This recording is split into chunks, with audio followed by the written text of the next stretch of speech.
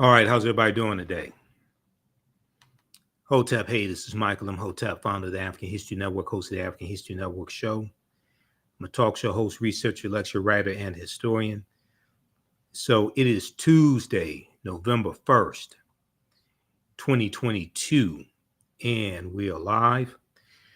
So I wanted to come on and talk about this event in history, the Ocoee Massacre of November 2nd, 1920. And this was probably the worst day of election day violence in this country, probably the most deadliest day of election day violence in this country. And even though there were not as many people involved in this massacre as there was in the January 6, 2021 insurrection, you had about approximately 50 African Americans who were killed. Okay. This took place in Florida, in Ocoee, Florida, November 2nd, 1920. So we're right around the time of the year where this is the 102nd commemoration of the Ocoee Massacre of 1920.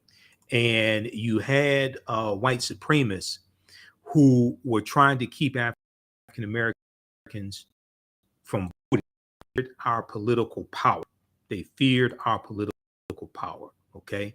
Also, I'll let you about the online classes that I teach, because as soon as I finish this broadcast, we're going to teach another installment of my online class, From the Civil War to the Civil Rights Movement and Black Power, 1865 to 1968. I teach that on Tuesdays, normally 7 p.m. to 9 p.m. Eastern Standard Time. And then on Wednesdays, I teach Ancient Kemet, the Moors, and the Ma'afa, understanding the transatlantic slave trade, what they didn't teach you in school. So we have information in the thread of this broadcast, so you can register for those classes. So we're going to look at a few different articles here. This one is from the Zen Education Project, November 2nd, 1990, the Ocoee Massacre. Now, here's a picture of Julius July Perry. Julius July Perry. He was a very important African-American man in the community there in Ocoee, Florida. He was one of the ones who was killed. Okay. Now, in response to an attempt by African Americans to exercise their legal and democratic right to vote, at least 50 African Americans were murdered in a brutal massacre in Ocoee, Florida on November 2nd, 1920. On November 2nd, 1920, in what's called the Ocoee Massacre of 1920. Okay, the Ocoee, Florida Massacre, or Ocoee Massacre of 1920. So they go through and give a brief description of what happened. Okay, and this brief description comes from Ocoee on Fire. Ocoee on Fire, the 1920 Election Day Massacre. A quiet Florida citrus town became the scene of a gruesome racial cleansing that purged the entire Black population for over 60 years. Because there was about 500 African Americans approximately that were ran out of town, left homeless. Okay, but behind this massacre. So now it's important to understand also the timing of this, the timing of what happened. Okay, 1920 was 2 years after World War I ended. Okay, ends in 1918. And then in 1919, you have the Red Summer of 1919, where you have you have about 25 major race riots in this country. And African American men, World War I, came back home, and they were saying, we're not going to take the same racism and segregation and things like this we were dealing with before we left. Okay, before we went to the war, they were saying, we want all of our rights now. We want first-class citizenship, all of our rights now. Okay, Now you have a increase. You have an increase in the uh, numbers of Ku Klux Klan members also, and a lot with the movie The Birth of a Nation, which debuted February 8th, 1915. So you had a resurgence of Ku Klux Klan, and that movie showed the Ku Klux Klan as the heroes that saved white America from Negroes, from a Negro rebellion. Okay, this is the reason up here. This article here deals with some history dealing with the War of 1919. This is an article from history.com. History.com is the official website of the History Channel. Red Summer of 1919, how Black World War I vets fought back against mobs. Red Summer 1919, how Black World War I vets fought back against racist mobs. When dozens of brutal race riots erupted across the U.S. in the wake of World War I and the Great Migration. Okay, so the Great Migration basically starts in 1915, and it's 1915 to 1970. And you have about 6 million African Americans migrating from the South up north and out west. All right. When dozens of brutal race riots erupted across the U.S. in the wake of World War I and the Great Migration, Black veterans stepped up to defend their communities against white violence. Black veterans, Black World War II veterans, stepped up to defend their communities against white violence. Okay, so there were race massacre. There were race riots in like Chicago, Elaine, Arkansas. You have them across the country in 1919, the year after World War I ends. Okay, so now this is the year before the Ocoee Massacre of 1920 happens. Okay, this is the year before the Ocoee Massacre of 1920. All right, now, if you go back to the article from the Zen Education Project. So on November 1st, 1920, and also it's important to note, this was the first election that women had the right to vote also, because of the 19th Amendment of 1920, which guaranteed the right to vote for women. So that's taking place at this time as well. Okay, so on the day before Election Day, November 1st, you had Ku Klux Klansmen wearing white robes, and they were carrying crosses, and they paraded through the streets of two African-American communities in Ocoee, Florida, late into the night. With megaphones, they warned not a single Negro will be permitted to vote. Not a single Negro will be permitted to vote. And if any of them dared to do so, there would be dire consequences. Okay.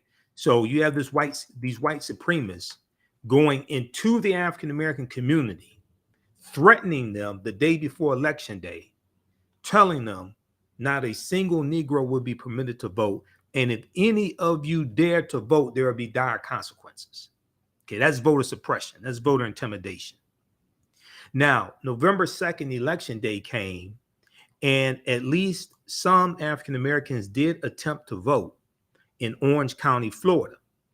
However, none were permitted to enter their respective polling places.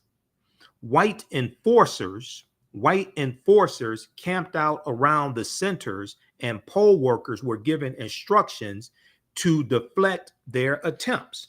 Now, right now in Arizona, you have white supremacists out there who are armed, who are there observing people early voting, okay, and taking pictures of people taking pictures of people early voting, things like this, okay. This is reminiscent of what was taking place after, well, one, during Reconstruction, but especially after Reconstruction ends, okay. If we look at this article here from, this is from the Yahoo News, picked up from the Associated Press. Let me go over to this one right here. This is from Yahoo News, picked up from the Associated Press. All right. How's everybody doing? Share this broadcast at social media platforms. As soon as I'm done with this broadcast, we're going to teach our Tuesday night online history class from the Civil War to the Civil Rights Movement and Black Power, 1865 to 1968. Okay. And visit our website, TheAFricanHistoryNetwork.com, TheAFricanHistoryNetwork.com, because you can register for the class there, as well as our Wednesday night class, Ancient Kemet, the Moors, and the Ma'afa, Understanding the Transatlantic Slave Trade, what they didn't teach you in school.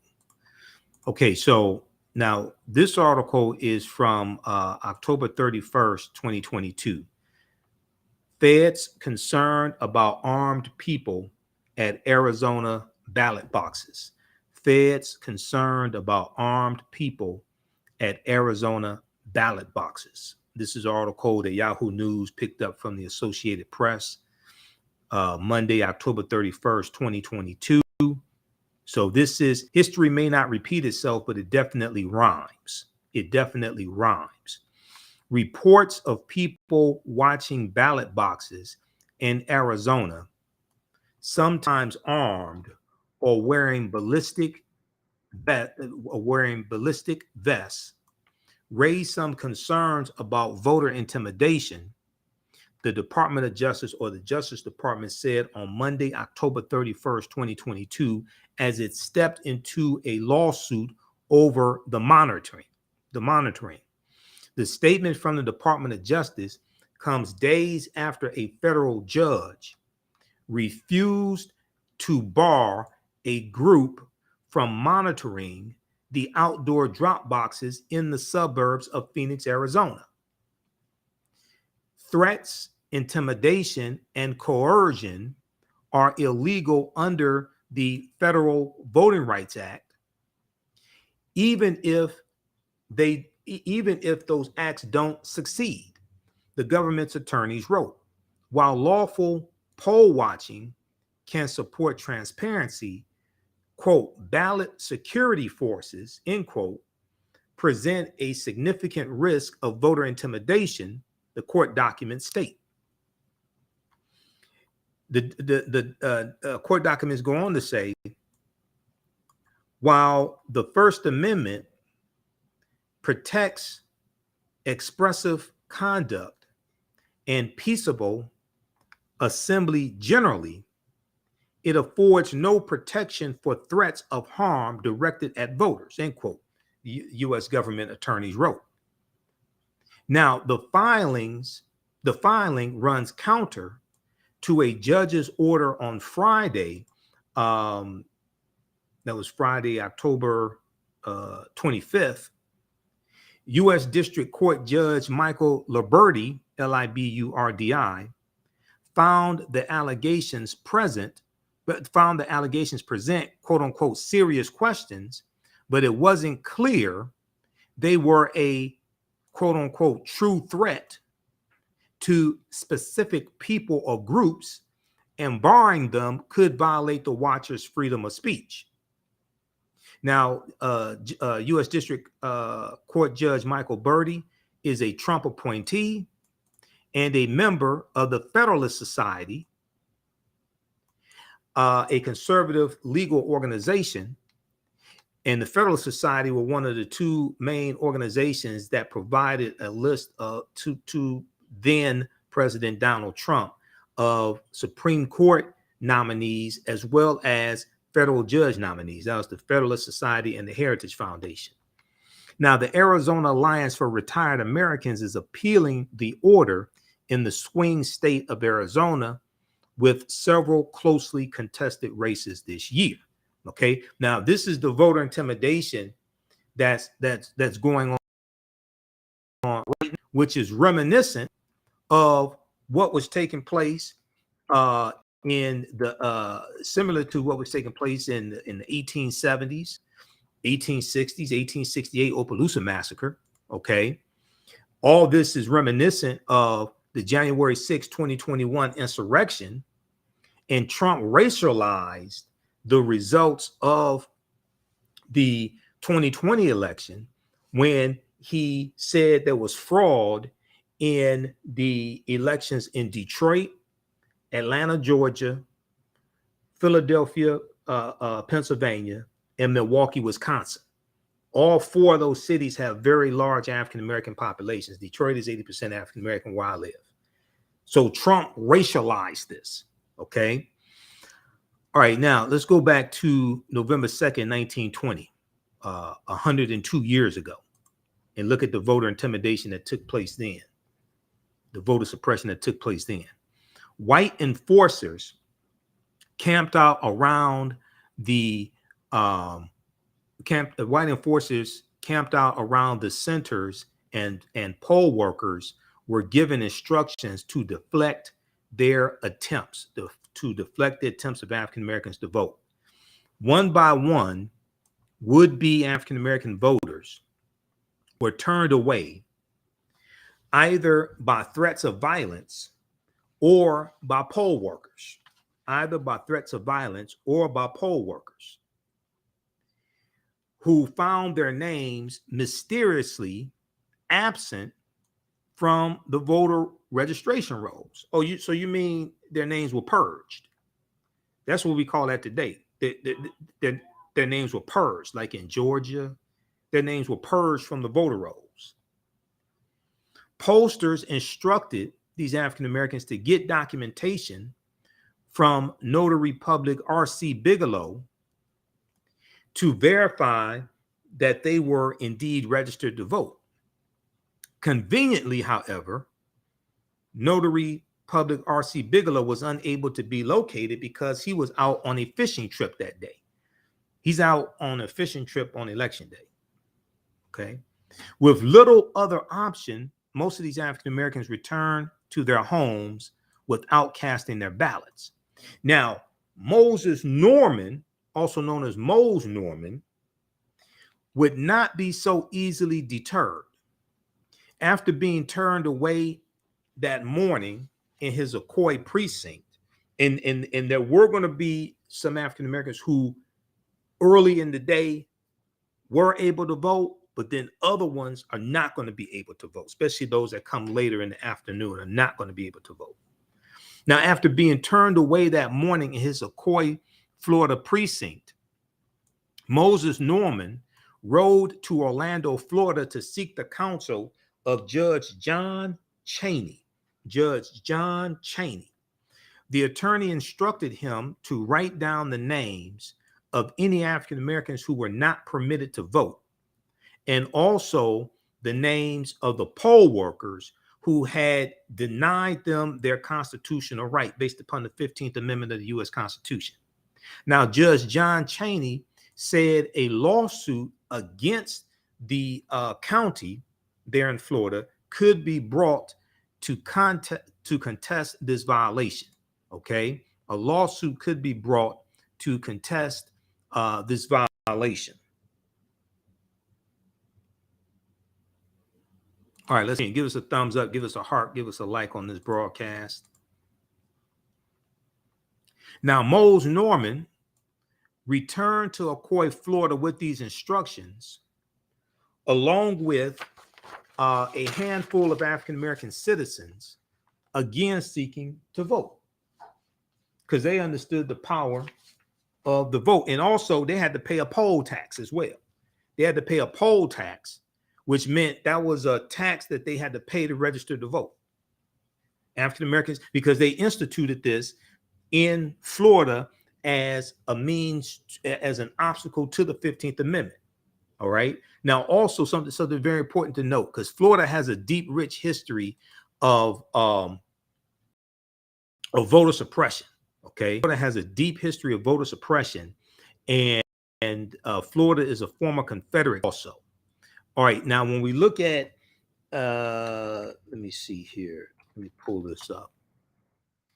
In 1868, the Florida State Constitution. I want to show you something else because I dealt with some of this on the African History Network show a couple of Sundays ago.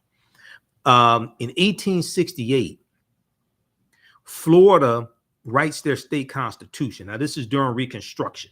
Okay, Reconstruction is 1865, 1877. In the class I teach on Tuesday evenings, we deal with the Civil War and the Reconstruction era, things like this, right? This piece here from the Brennan Center for Justice. Let me pull this up. History of Florida's felony disenfranchisement provision.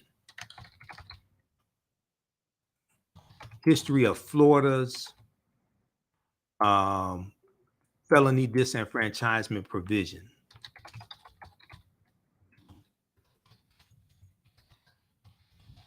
And we know it was in 2018 that Amendment 4 passed in Florida with about 65% of the voters voting for it, 65% approval, Amendment 4, and this restored the right to vote to ex-offenders, okay? But then the Florida State Legislature, controlled by Republicans, they then passed another law that stated that you had to pay all your fees and things like this to try to put another barrier in the way of these ex-offenders being able to vote, okay?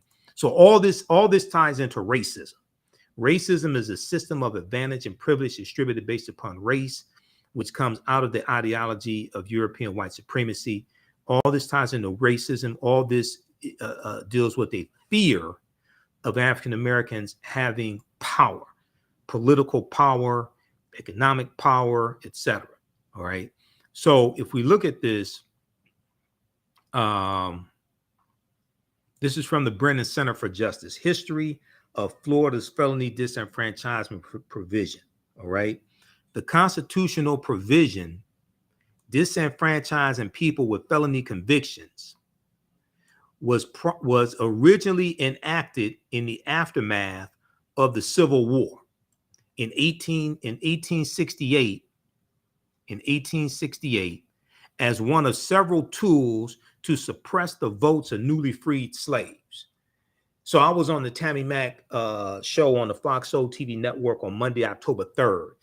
And the topic we were dealing with was, is it time to get over slavery? Is it time for African Americans to get over slavery? And I was on the panel with two Black conservatives who were ignorant of history. And they were saying it's time to get over slavery and this and that. And one of them said African Americans don't deserve reparations because there were Black people who owned slaves.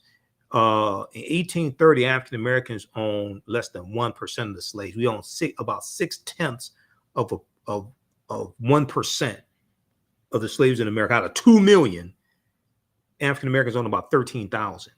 And at least half of those were probably family members that we bought out of slavery. Okay. This is the mentality of a lot of Black conservatives. They use that as an excuse to say, oh, African Americans don't deserve reparations. They skip over the 90% plus of the slaves that were owned by white people. They skip over all that and focus on less than 1% that African Americans owned. But what we see after slavery ends are laws put in place to regulate the movements of African Americans, like Black codes. But also we see laws put in place to disenfranchise us as well and lock us out of voting. So we're going to see obstacles to us voting even before the 15th Amendment is ratified and adopted in February of 1870. So even before the 15th Amendment is adopted in 1870, we see Florida doing this in 1868. Okay. Now let me try to zoom in on this. Okay. I'll just scroll back and forth, left to right. So I want to make sure everybody sees this. The constitutional provision disenfranchising people with felony convictions was originally enacted in the aftermath of the Civil War in 1868 as one of several tools to suppress the votes of newly freed slaves. 100 years later, in 1968, the provision was reenacted despite its history of discrimination and its continuing racially disparate effects.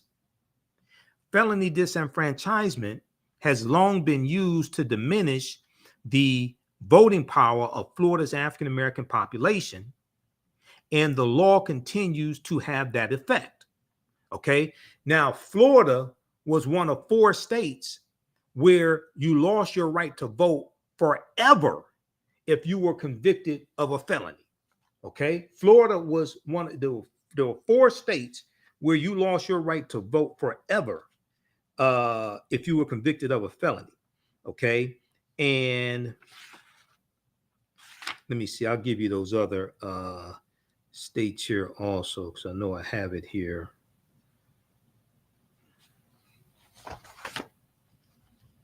Let me see. I'll find it because I have a bunch of notes on this here.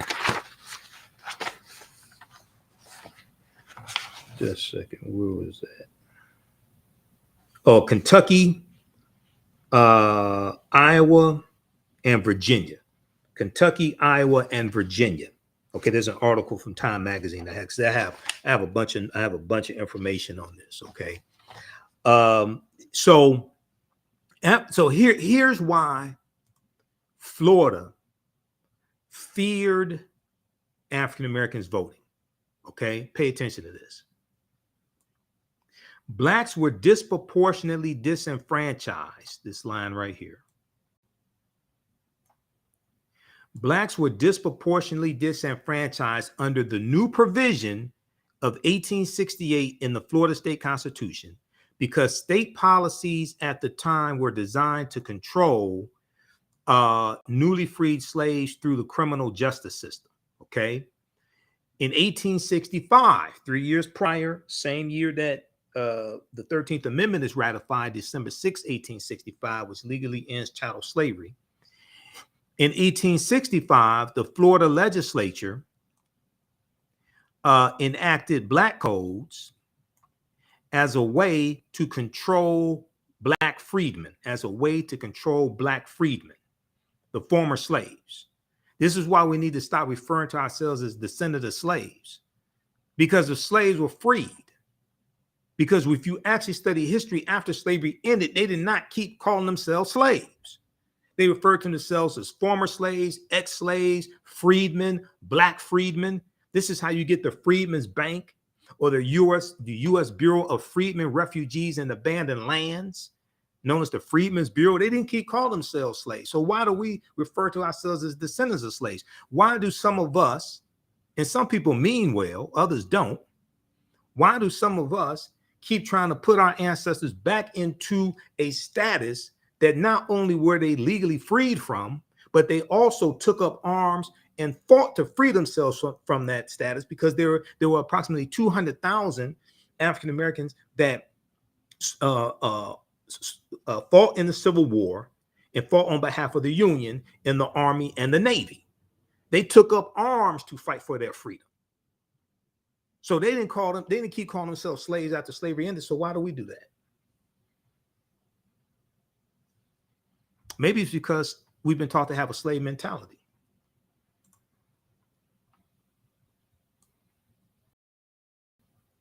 In 1865, the Florida State Legislature enacted Black Code way to control freedmen, the Black freedmen. A crucial component of the Black Codes was an expansion of the criminal justice system to deal with minor offenses,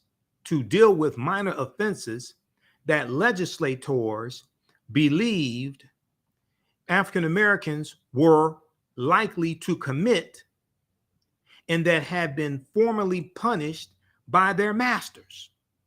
This is what's taking place during Reconstruction, right?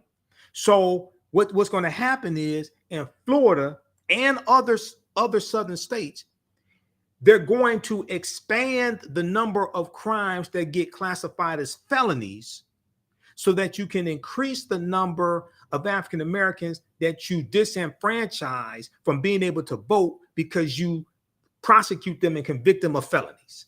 This is felony disenfranchisement. And we're going to see this take place after the Civil War ends, even before 1870, when the 15th Amendment is adopted, but especially after 1870.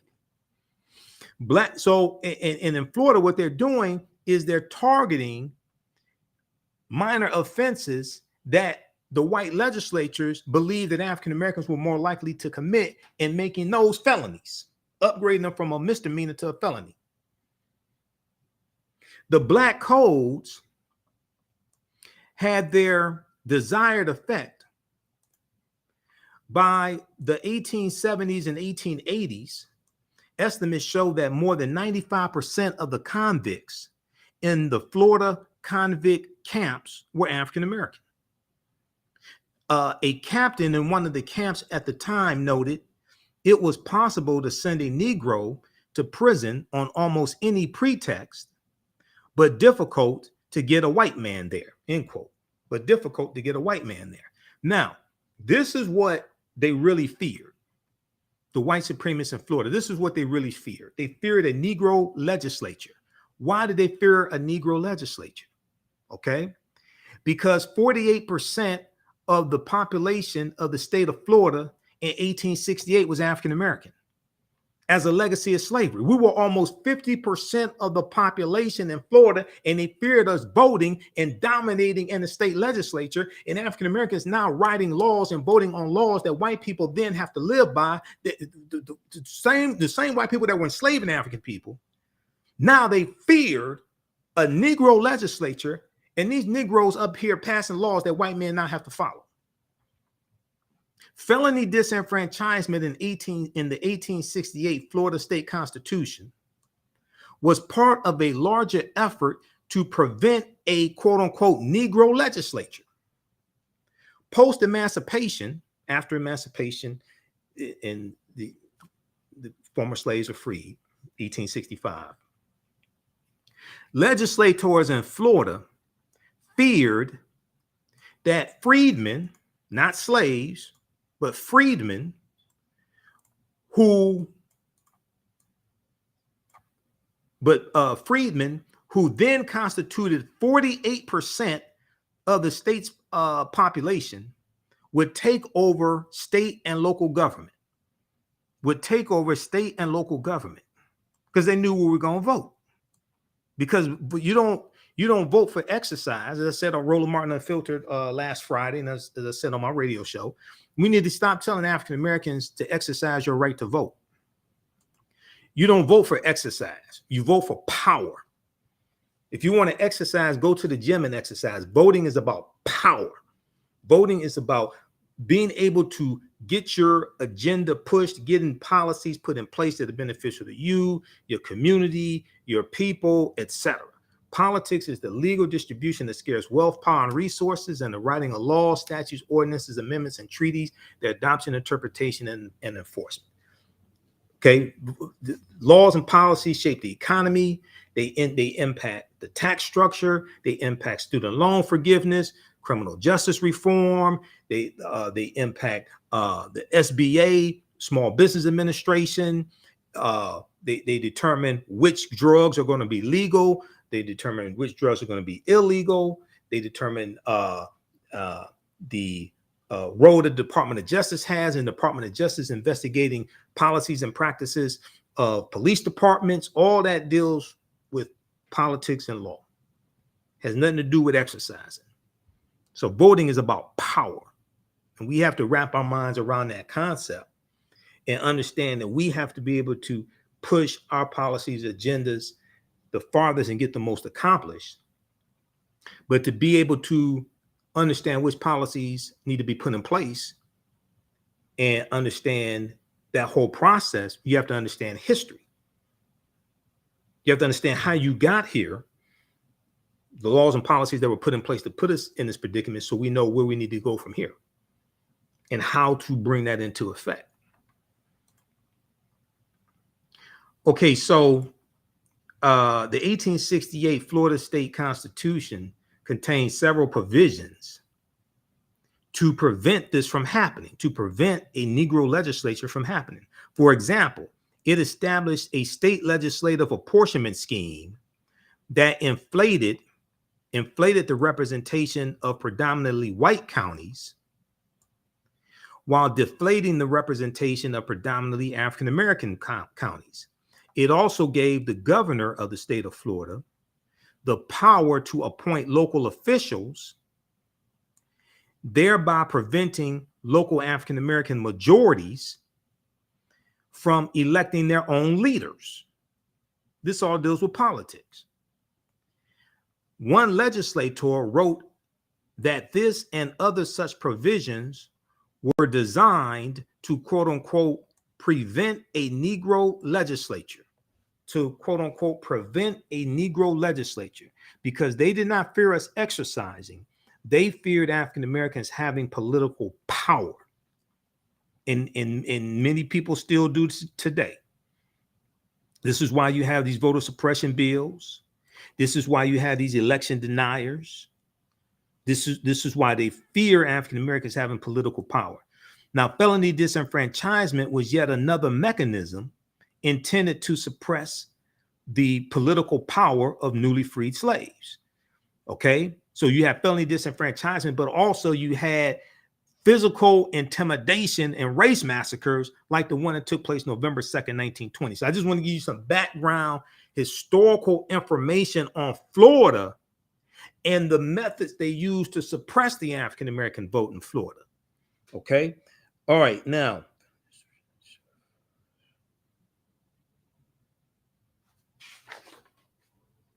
okay, let's continue. Let's go back to the piece here from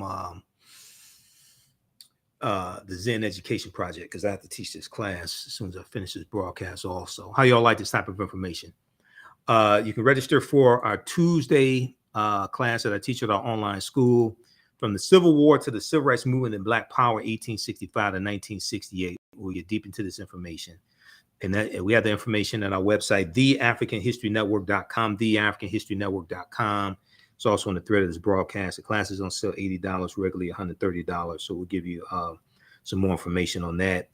And you can watch, we do the sessions live. All the sessions are archived and recorded. You can go back and watch them anytime. Even a year from now, 2 years from now, you'll still have access to the full class. You can go back and watch it. All right, and we're going to post this here. It says register here.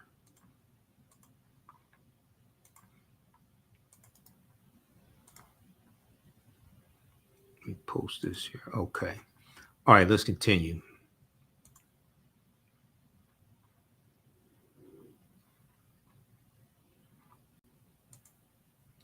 Okay, this is the piece from the Zen Education Project. Let's go back to that.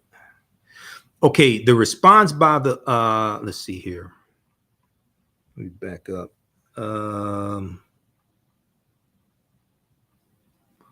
Okay. So Moses Norman, after being turned away from the voting polls, would not be so easily deterred. After being turned away from the voting polls that morning in his Ocoee, Florida precinct, he rode to Orlando to seek the counsel of Cheney. All right. Now, Moses Norman returned to Ocoee, Florida, with instructions, along with a handful of African American citizens, again seeking to vote.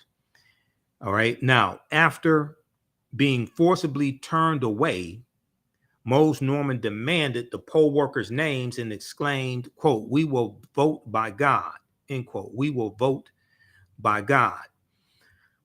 The response by the cowardly Ku Klux Klan was a massacre of African Americans who were trying to vote because they understood the power of voting and they understood the need for political power. Okay, now 1868, African Americans were 48% of the population. 1920, we were probably still pretty much close to that. somewhere between 40 to 40% of the population in the state of Florida. Now, one of the people killed was Julius July Perry. Julius July Perry, who I showed you a picture of a few minutes ago.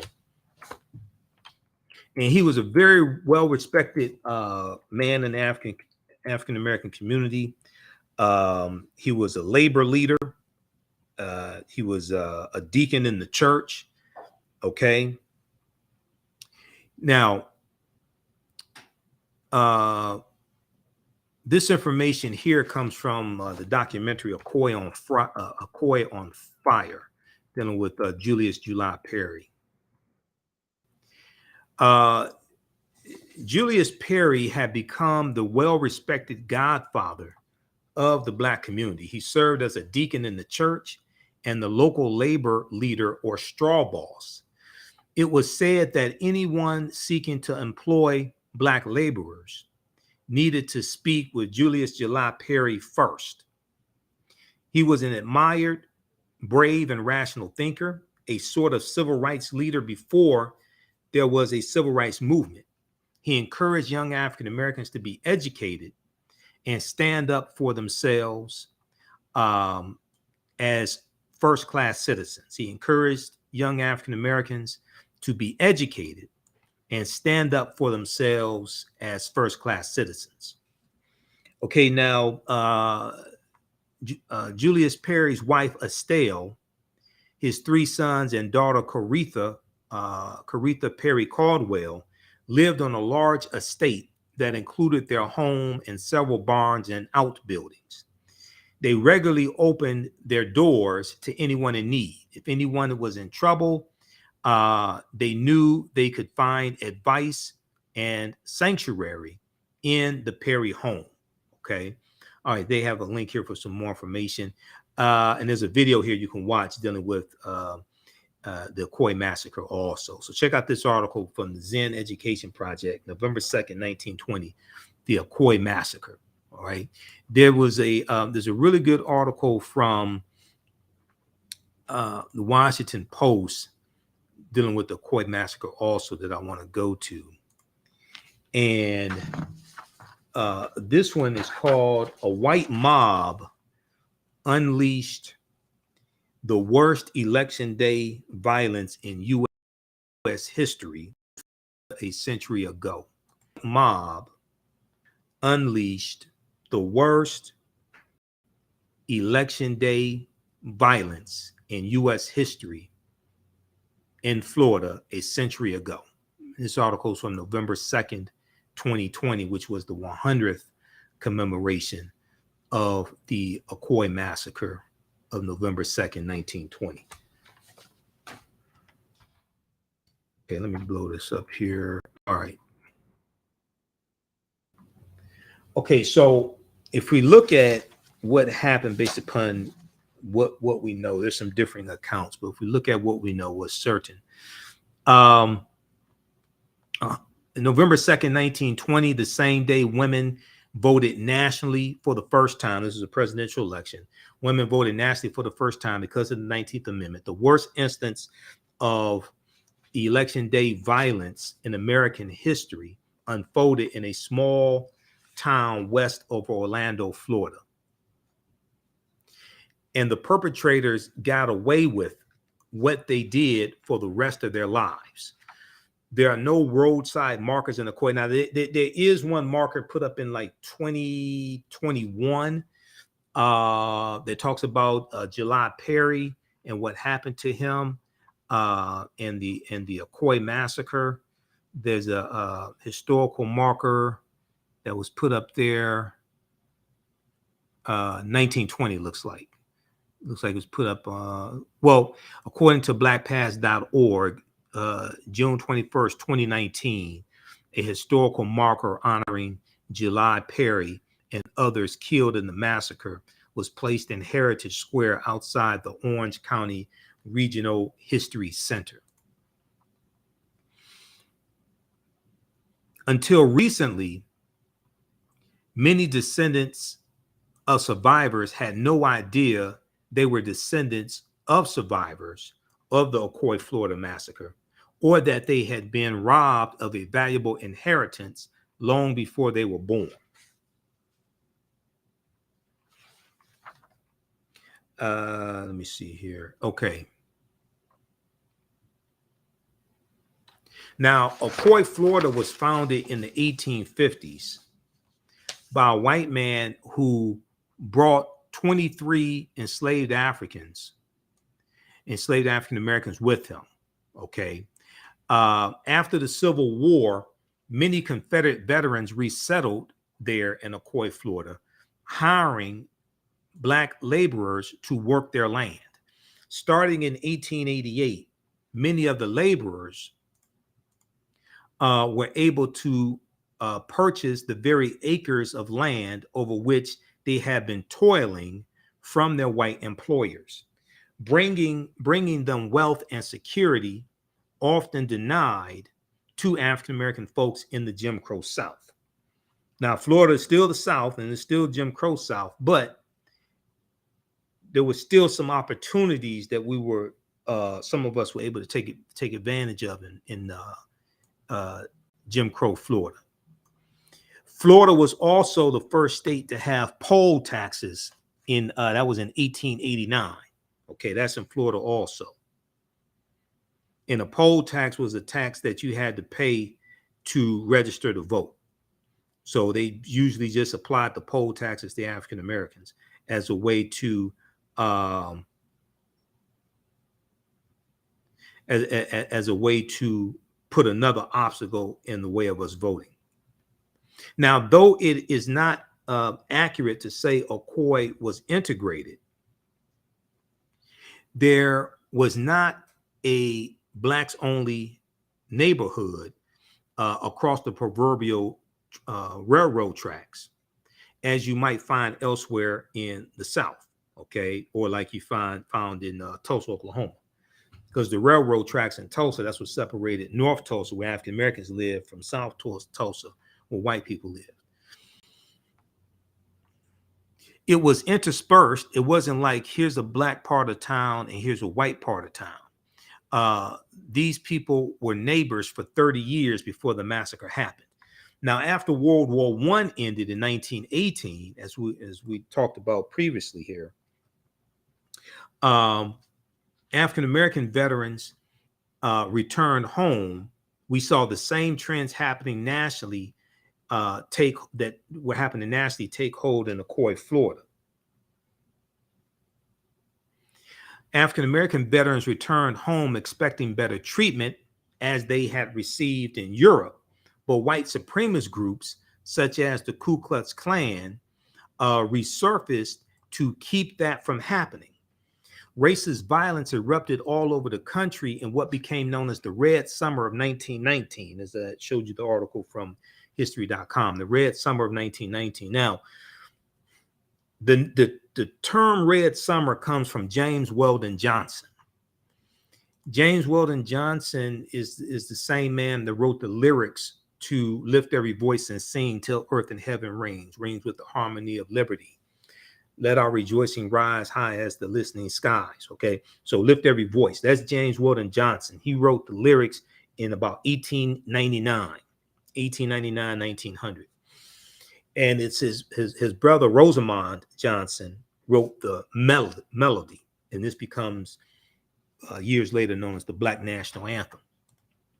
Well, it was James Weldon Johnson that coined the term the Red Summer, because the streets of America were flowing with blood. Okay, now the fight for women's suffrage further fueled these tensions in 1920. Okay, and leading up to 1920, the fight for women's suffrage, the fight for the right to vote for women, that fuels a lot of these tensions. And the 1920 presidential election was the first election where women were guaranteed the right to vote based upon the 19th Amendment to the U.S. Constitution. Many anti-suffragists, or people who were against women having the right to vote, argued that if women, specifically white women, were permitted to vote, Black men might try to vote too. So you had a lot of white men who did not want white women to vote, or African American women to vote, because they feared that African American men would want to vote also. Some suffragists, or those fighting for the right of women to vote, denied this would happen, and some even argued that white women should be allowed to vote so they could act as a bulwark against African American men who might try to exercise their rights to vote also. So they're saying, well, look, white women can be the vote from white women can be a counter to counter the number of black men who vote. So you should let white women vote.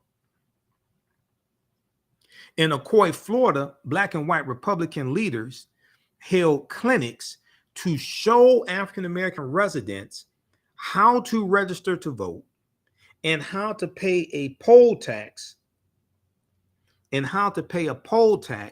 and cast a ballot. Now, the 24th Amendment to the U.S. Constitution banned poll taxes in 1962. A month before the election, two white leaders, Attorney W.R. O'Neill and Judge John Chaney, who we talked about a few minutes ago, both received a threatening letter from the Ku Klux Klan. The letter read, quote, "We shall always enjoy white supremacy in this country, and he who interferes must face the consequences. We shall always enjoy white supremacy in this country, and he who interferes must face the consequences." Now, this is what the Klan is saying. Okay, so across Florida, in Daytona, Florida, Jackson, Florida, and Orlando, local chapters of the Ku Klux Klan held huge rallies to intimidate potential African-American voters. Now, Florida may not spring to mind immediately when one thinks of the Jim Crow South, but in fact, there were more lynchings per capita in the Jim Crow in Florida than in any other states besides Mississippi, because we know Mississippi was the state that had the most number of lynchings from 1882 to 1968. They had 581 lynchings in Florida, in Mississippi. 581 lynchings in Mississippi. And this is according to research by the Equal Justice Initiative. Now, white Floridians used racial terrorism. White Floridians used racial terrorism not just to intimidate voters, but also to discourage labor organizing in the orange groves and turpentine farms there in Florida.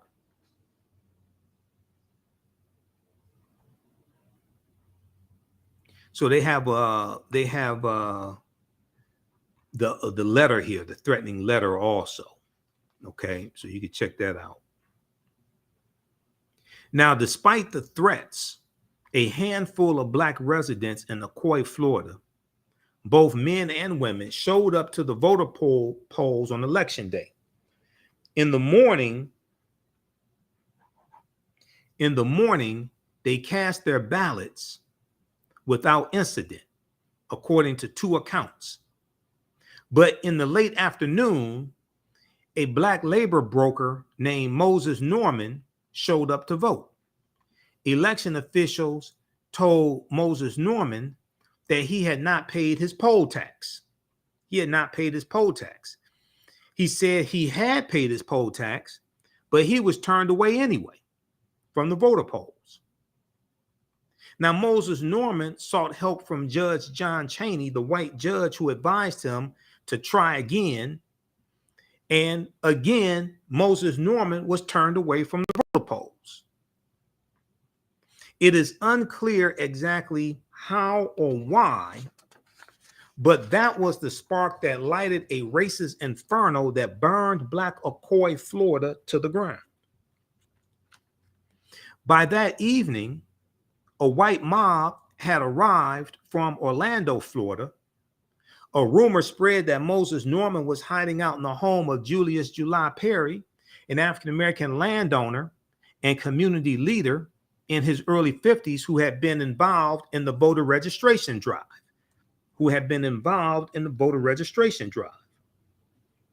July Perry's house was surrounded by the white mob. At some point, two white men shot and killed. At some point, two white men were shot and killed.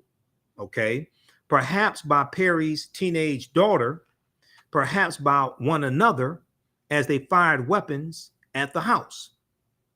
Then Julius July Perry's house went up in flames. So did the nearby African Methodist Episcopal Church, the AME Church, where Moses Norman and July Perry were trustees, and at least 24 other homes owned by African Americans were also set on fire. There's a picture of July Perry as well. So basically, the options were leave and get shot or stay and burn. Leave and get shot or stay and burn. And that was said by, let's see, this is Pamela Schwartz, chief curator of the Orange County Regional History Center in Orlando, Florida. Pamela Schwartz, chief curator of the Orange County Regional History Center in Orlando, Florida. Now, it may be never known exactly how many African American residents were killed that night. Newspaper accounts said 6. Witnesses remembered many more, perhaps 30 or even 60. One person claimed 2, and one person claimed 2.5 wagon loads of black bodies were dumped in a trench near the lake. Research is ongoing, but Pamela Schwartz and her team have been able to confirm 4 African Americans were killed. 3 were unidentified burned bodies buried by a funeral home, which probably recorded the deaths only to seek compensation for the caskets. The other was July Perry. Now, the article from the Zen Education Project puts it at least 50 African Americans were murdered. Amazingly, the Perrys made it out of the house alive. Now, July Perry's wife and daughter were taken to a jail in Tampa, Florida. Were taken to the jail in Tampa, Florida. July Perry was shot in the leg, and he was taken to a jail in Orlando, Florida. Now, within hours, a lynch mob pulled Julius July Perry from his cell, and he was brutalized and killed. He was lynched. He was executed. He was killed. His body was left hanging in front of Judge John Chaney's Orlando home. This was the judge that was trying to help him to be able to vote, and other African Americans to be able to vote, because they were voting for power. They understood the power of voting. They weren't voting because they want to exercise. No one was ever held responsible for any of the deadly violence. No one was ever held responsible for any of the deadly violence. Agents of the Bureau of Investigation, which is the precursor to the Federal Bureau of Investigation, the precursor to the FBI, was the Bureau of Investigation. They showed up a few weeks later, but they made it clear that they were not investigating murder, arson, or assault. They were investigating election fraud. They were only investigating election fraud. Now, the leader of the mob of the Ocoee Massacre, the leader later became the mayor of Ocoee, Florida.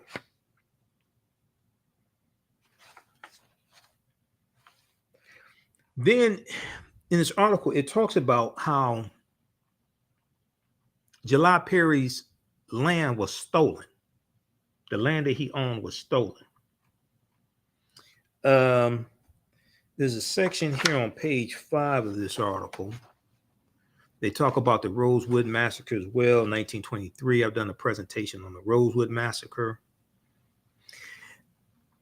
July Perry's family was cheated out of his land also.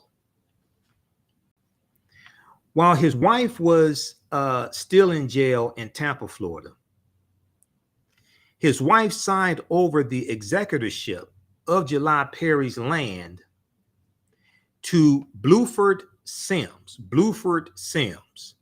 a Confederate captain and July Perry's former employee. That sounds like a Confederate name too, Bluford.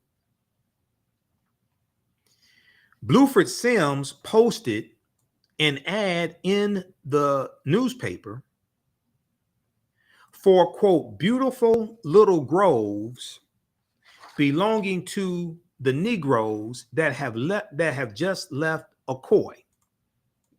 This is an ad he placed in the newspaper. Okay, he's trying to sell the land that July Perry owned. Quote, beautiful little groves belonging to the Negroes that have just left Ocoee. Now, after years of litigation, July Perry's children received about $100 each for land that he owned that sold for thousands of dollars. Now, some more background information on Ocoee, Florida. Ocoee, Florida was a whites-only sundown town until the 1970s.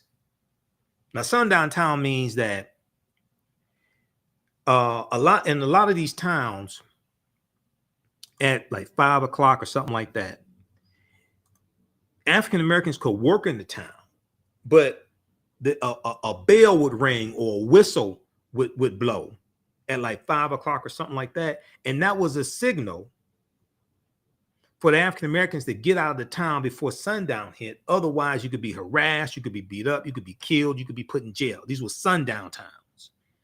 Florida had a lot of sundown towns. Ocoee was one of them.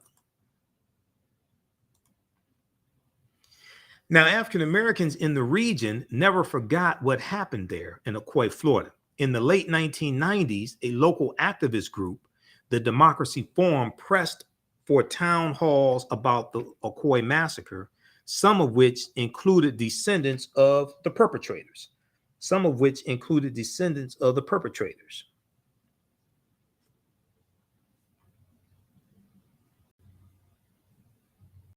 Sometimes the sentiment was, it's better to let sleeping dogs lie, Pamela Schwartz said. 15 years later, and 35 miles away, an African-American teenager named Trayvon Martin was shot to death in Sanford, Florida. Sanford, Florida was the same city that Jackie Robinson was ran out of. And we know Trayvon Martin's, sparked a nationwide protest, and the Black Lives Matter movement came out of the protests surrounding the killing of Trayvon Martin. In 2017, members of the Democracy Forum approached the History Center with its archive of the Ocoee Massacre. They also asked for a 100th anniversary commemoration in 2020. Now, in 2018, the city of Ocoee, Florida, released a proclamation acknowledging the massacre.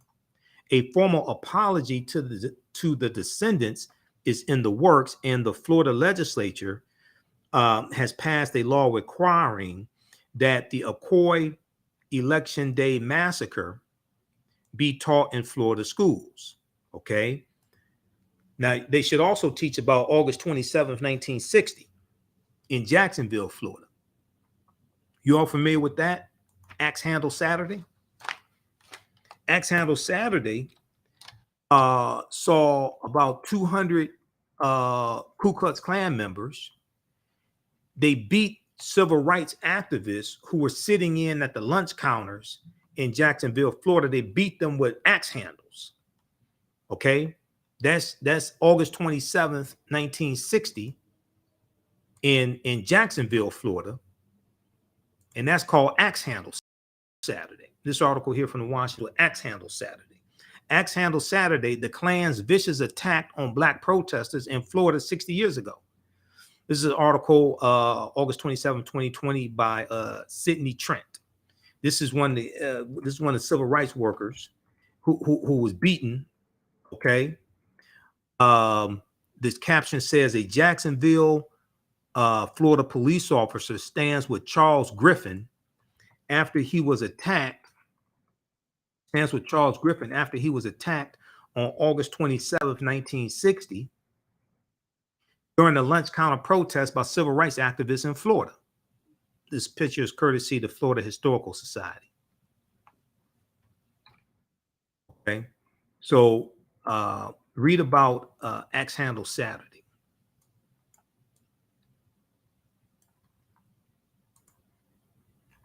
This also happened in Florida. Let me go back to this other piece here. How y'all like this type of information? Give us a thumbs up, give us a heart, give us a like. We'll go back to this in just a second. If you like this type of information, you can register for the online history classes that I teach on Tuesdays and Wednesdays. As soon as I finish this broadcast, we're going to do our Tuesday, November 1st class. But I'm preparing. I have to do a presentation for the Midwest Decarbonization Environmental Summit on Wednesday. I'm speaking there Wednesday and Friday. It's a virtual summit. We have the information on our fan page. You can register for that, and we'll put it on our website also. So I'm running behind schedule today, but you can register for the online classes that I teach. We have the link here in the thread of the broadcast. It's also on the homepage of our website, TheAHNShow.com, TheAHNShow.com. So when you scroll down the page, you'll see the information for the radio show. You'll see our Cash App and PayPal information.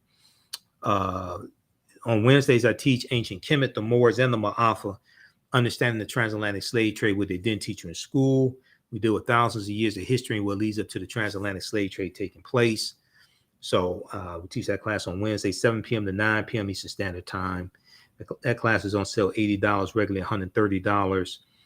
We do the sessions live. All the sessions are archived and recorded. You can go back and watch it anytime. So even a year from now, 2 years from now, you can watch the entire class. Then on Tuesdays, I teach from the Civil War to the Civil Rights Movement and Black Power, 1865 to 1968. Okay, it's the same cost and the same structure of the class. And we have a bundle pack where you can register for both classes. On sale, $130. That's a over $300 value. And you click right here to register here. You can use debit card, credit card. If you've taken any of my online classes in the past, email me at AHNshow@TheAfricanHistoryNetwork.com, AHNshow@TheAfricanHistoryNetwork.com, or just click right here on Contact the African History Network. Okay, and you can email us right through the website. Okay, you can email us right through the website. All right.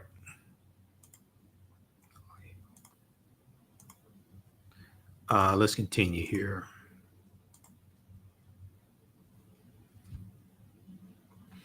Okay, I want to go back to quickly this article here from the Washington Post.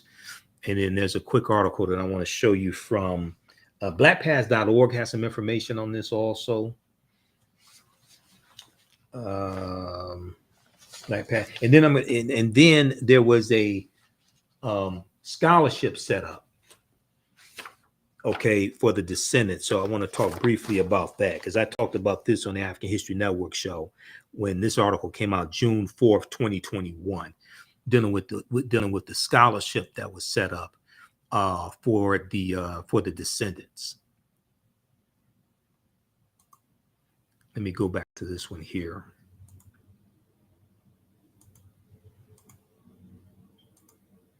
Okay, the article from the Washington Post, a white mob unleashed the worst election day violence in U.S. history. A white mob unleashed the worst election day violence in U.S. history in Florida a century ago. If we go back to that article, the last page 6 of the article, It says the property where the AME church used to be that was burned down is now a Mexican restaurant. The main road is named for Bluford Simmons, although there's a petition to change it. Now, Bluford Simmons was the former Confederate who July Perry's wife signed over July Perry's land to. She signed it over to Bluford Simmons, Bluford Sims, the white man who took out the ad in the newspaper to sell the land. A newer house stands where July Perry's home used to be. When reached by a Washington Post reporter, the homeowner said he, quote, didn't know anything about that before ending the call. That's interesting. I would want to know more. Really? There was a massacre here? And African Americans were ran out, and at least 50 were killed, and 500 had to flee? I want to know more about that. Now, maybe if my ancestors were involved in running them out, maybe I wouldn't want to know about that. This past summer 2020, when this article came out, this past summer, as the History Center put the final touches on its exhibit, the nation erupted in protest after the killing of another African-American man, George Floyd, May 25th, 2020. One evening, one of the staff members went to a Black Lives Matter protest in Orlando, Florida, where she was surprised to see a young man holding up a sign that read, July Perry, Ocoee, Florida, November 2nd, 1920. Jennifer Jenkins and Samantha Schmidt also contributed to this report. Read this article here from Washington Post. A white mob unleashed the worst election day violence in U.S. history in Florida a century ago, by Jillian Burkell, November 2nd, 2020. They were not afraid of us exercising. They were afraid of us having political power. And many people still are afraid of African Americans having political power today. Now what's interesting, the piece from blackpast.org on this, and it's just one part I want to highlight. You can read the rest of it. And we deal with a lot of information like this in the online classes that I teach.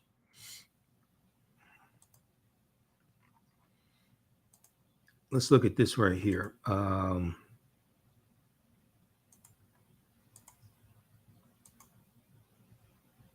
Okay, the Ocoee Massacre, 1920. Here's a picture of July Perry.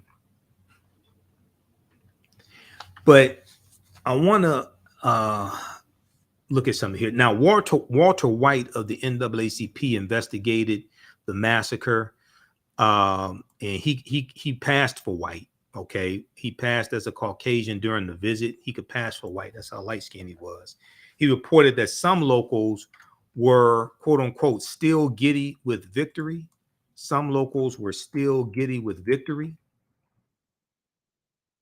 when he arrived. He also said that locals reported 56 African Americans killed, but he claimed 30 deaths in his official report. In 1921, the NAACP and other civil rights organizations called on the House Election Committee of the U.S. Congress to investigate the massacre and Black voter suppression in Florida, but the U.S. House of Representatives failed to act. This is what the NAACP was doing in 1921.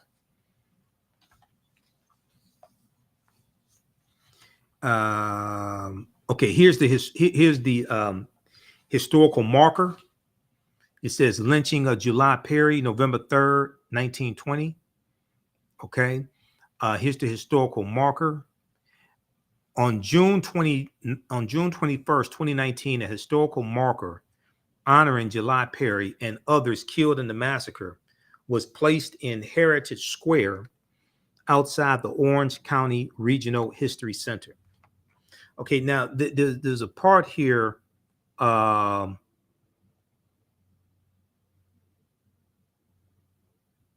This part right here.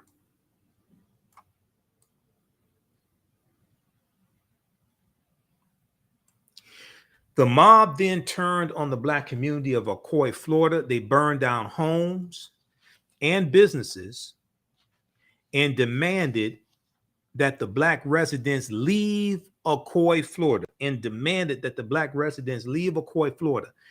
the face of this threatened violence, the entire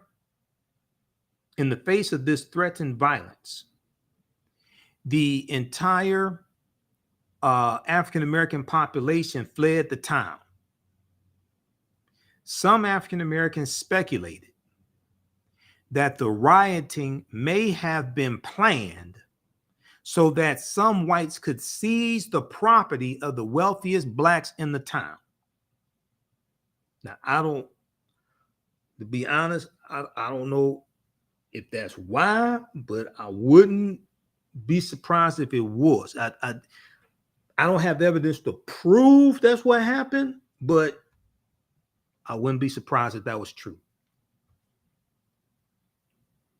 Some African Americans speculated that the rioting may have been planned so that some whites could seize the property of the wealthiest Blacks in town, especially if those African Americans like actually live there in Ocoee, Florida, or if they have like firsthand accounts of some who were survivors, and this is what they're saying. I'll take that word for that, because they know better than they were there, right? And they know the white people they were dealing with. They were there. So if that's what they thought, I would go with that. Okay, so you can read this full article here. The Ocoee Massacre, 1920. All right, now there was a let me see, Vice.com has an article on this that I read.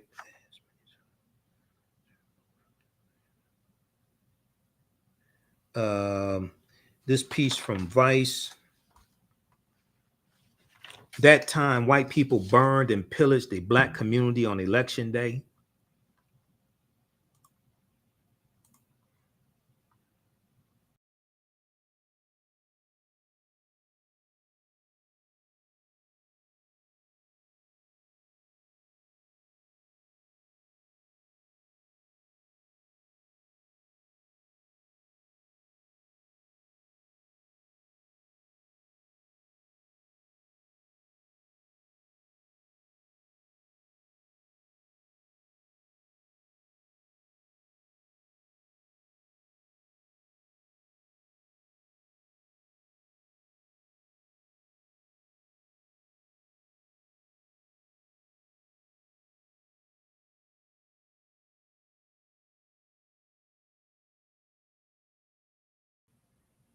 Okay, all right, we're back. Okay, stand by. Okay, we're back. You should be able to hear me. All right, testing 1 2 3. Testing 1 2 3. Okay, we're back. All right. Okay, let's continue. There was an article from Vice.com on the Ocoee, Florida massacre. It's just one part that I want to highlight here.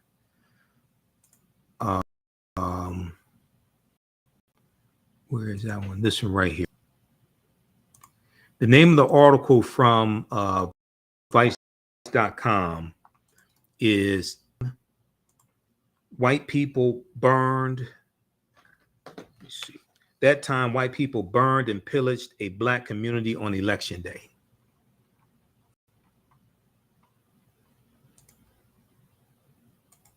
Let's pull this one up.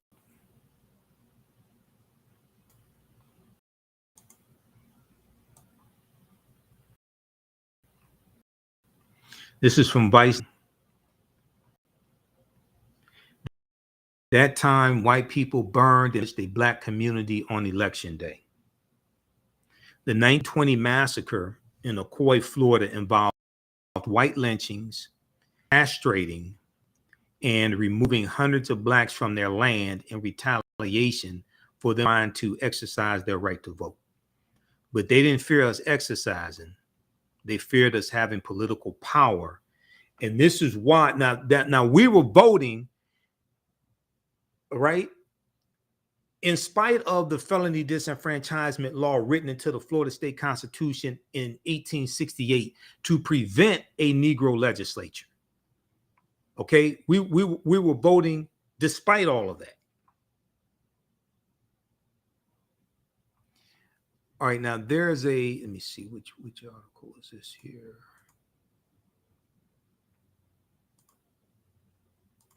Okay, there's a part I want to go to. Oh, and this article is written by Deborah Douglas.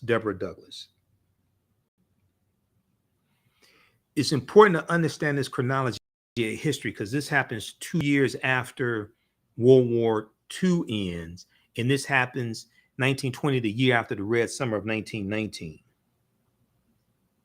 Election Day 1920 gave us one of the most violent, horrific stories in the democracy, and unfortunately, despite loss and the unimaginable racism that precipitated the carnage, it's a tale that has largely been left untold.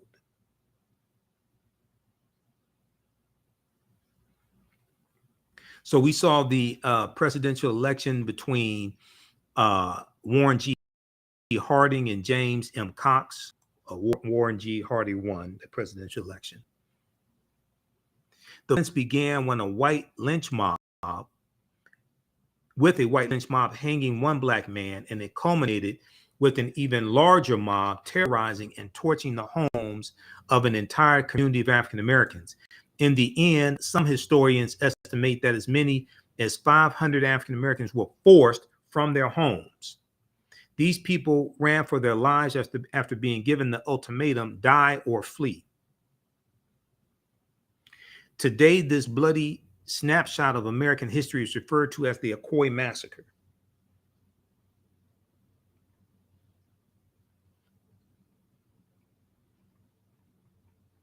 I want to go to this part right here and go down a little bit. And yet the opposition to black voting was immense leading up to the November 2nd, 1920 election. It helped fuel the resurgence of the Ku Klux Klan throughout the South because the Klan gains a lot of power in the 1920s. They are increasing their numbers and gain a lot of power and political power in the 1920s. Because the Klan had by 1915, the Klan had largely died out. They were not throughout history just a dominant organization. No, they were founded December 24th, 1865 in Pulaski, Tennessee. Later in the same month that the 13th Amendment is adopted. It's ratified December 6, 1865, when Georgia ratifies the 13th Amendment. It's adopted December 18th. Then about a week later, the Klan is founded. Okay. So by 1915, a lot of the early members of the Klan have died out. The KKK responded to voter registration drives for African Americans in Florida by holding its own hostile demonstrations in cities like Miami and Orlando, threatening the kind of violence and terror that it ultimately perpetuated in Ocoee, Florida, with impunity.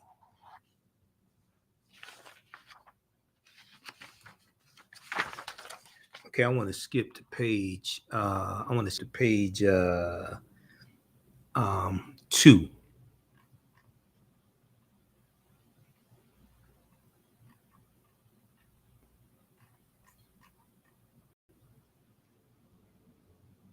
Okay, this is this picture here is in Rosewood, Florida, 1923. A black home set on fire by a violent white mob in Rosewood, Florida. That was January 1923. The Rosewood, Florida massacre. The movie Rosewood, from director John Singleton, starring Ving Rhames and John Voight. That's about the Rosewood massacre.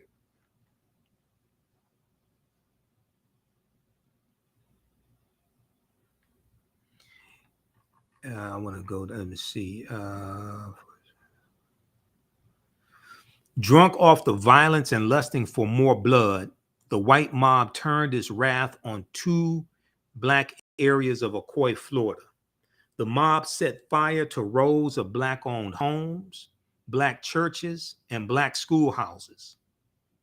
The African Americans in the community tried to fight back using firearms in shootouts, but the white mob prevailed and went about torturing anyone who remained. One African American man named James Langmead, Langmead, refused to leave. For his valiance, according to Fusel's account, he was castrated.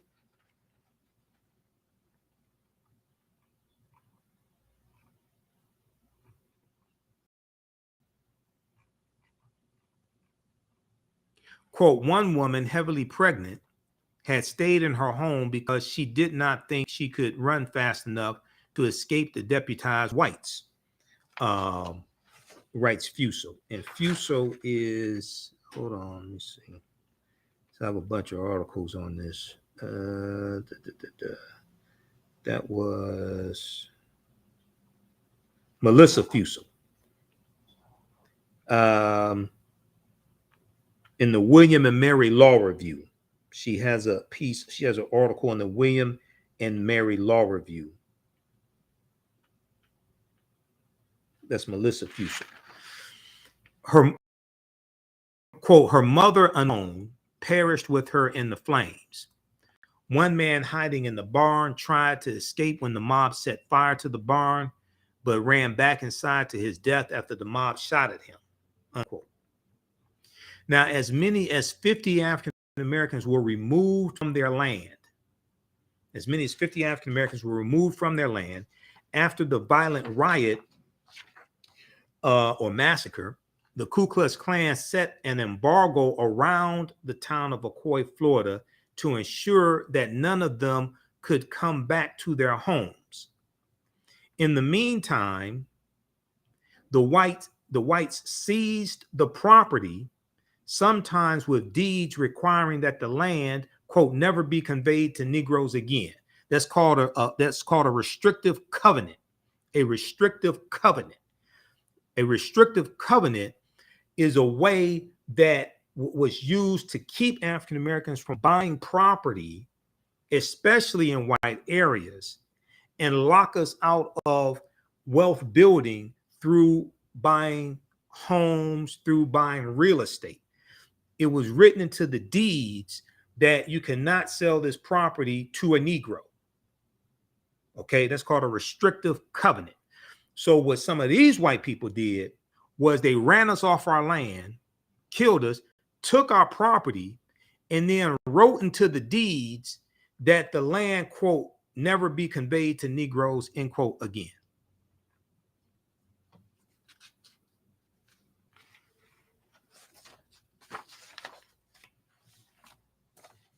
They didn't fear us exercising. They feared us having political power. This is why you have to understand history and law, because history and law and politics, all that intersects. Politics is the legal distribution of scarce wealth, power, and resources, and the writing of laws, statutes, ordinances, amendments, and treaties, their adoption, interpretation, and enforcement. Okay, all this is connected. Now, there was last article. How's everybody doing? Give us a thumbs up, give us a heart, give us a like on this broadcast. Be sure to register for our online class, because I'm going to teach one. As soon as I finish, we're going to do our Tuesday class. I'm running late, but we're going to do an hour of our Tuesday class from the Civil War to the Civil Rights Movement and Black Power, 1865 to 1968.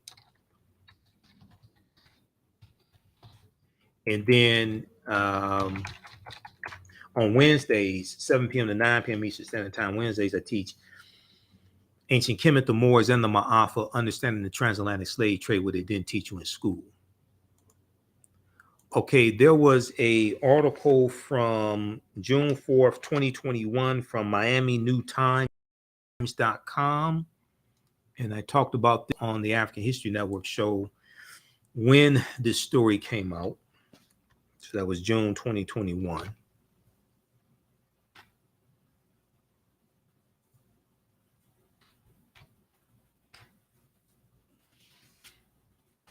Let's look at this. Florida approved scholarship fund as reparations for 1920 massacre. Let me pull this article up just a second. I'm going to post the information here. You can register for the help support the African History Network. Helps us keep doing the research, stay in the air, keep broadcasting. Okay. Also, you can support us through Cash App and PayPal, $ the AHN show through Cash App, through PayPal, paypal.me/the AHN show. This helps us keep doing the research. Also, November 8th, Tuesday, November 8th, I will be in Washington, D.C. and on the 6-hour broadcast, actually, it's going to be 7 hours. The 7-hour election. What the hell is this doing? So I can hear it. Let me refresh the screen.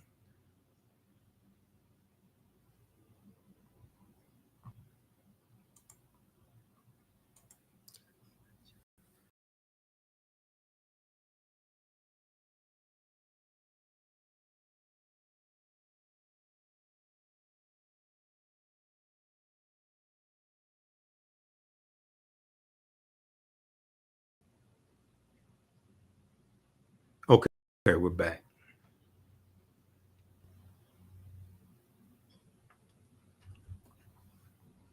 Okay, so I'm going to go to this last article here in just a minute. Tuesday, November 8th, I will be in Washington, D.C. I will be one of the panelists, one of the political commentators, political analysts on Roland Martin Unfiltered, a special 6-hour broadcast, Election Day broadcast for Roland Martin Unfiltered. You know, I'm a panelist every Friday on Roland Martin Unfiltered. So I leave out Tuesday morning, flying to DC. Okay, and if you want to support us, you can also support us $ the AHN show through Cash App or through PayPal, paypal.me/the AHN. After I'm paying my way there, but I'll be in studio. Be my first time being in their studio. Their broadcast, their election day broadcast, dealing with the returns, is 6 p.m. to 1 a.m. Eastern Standard Time. 6 p.m. to 1 a.m. Eastern Standard Time. You can watch that on download the Black Star Media app to your phone, or watch on Facebook or YouTube at Roland S. Martin. I'll share the broadcast on our fan page also. Okay. So this piece here is Florida approved scholarship fund as reparations for Massacre. This is from MiamiNewTimes.com, MiamiNewTimes.com. And I'm also going to post the information here, the link where you can register for the online classes also. This is on our website, TheAHNShow.com.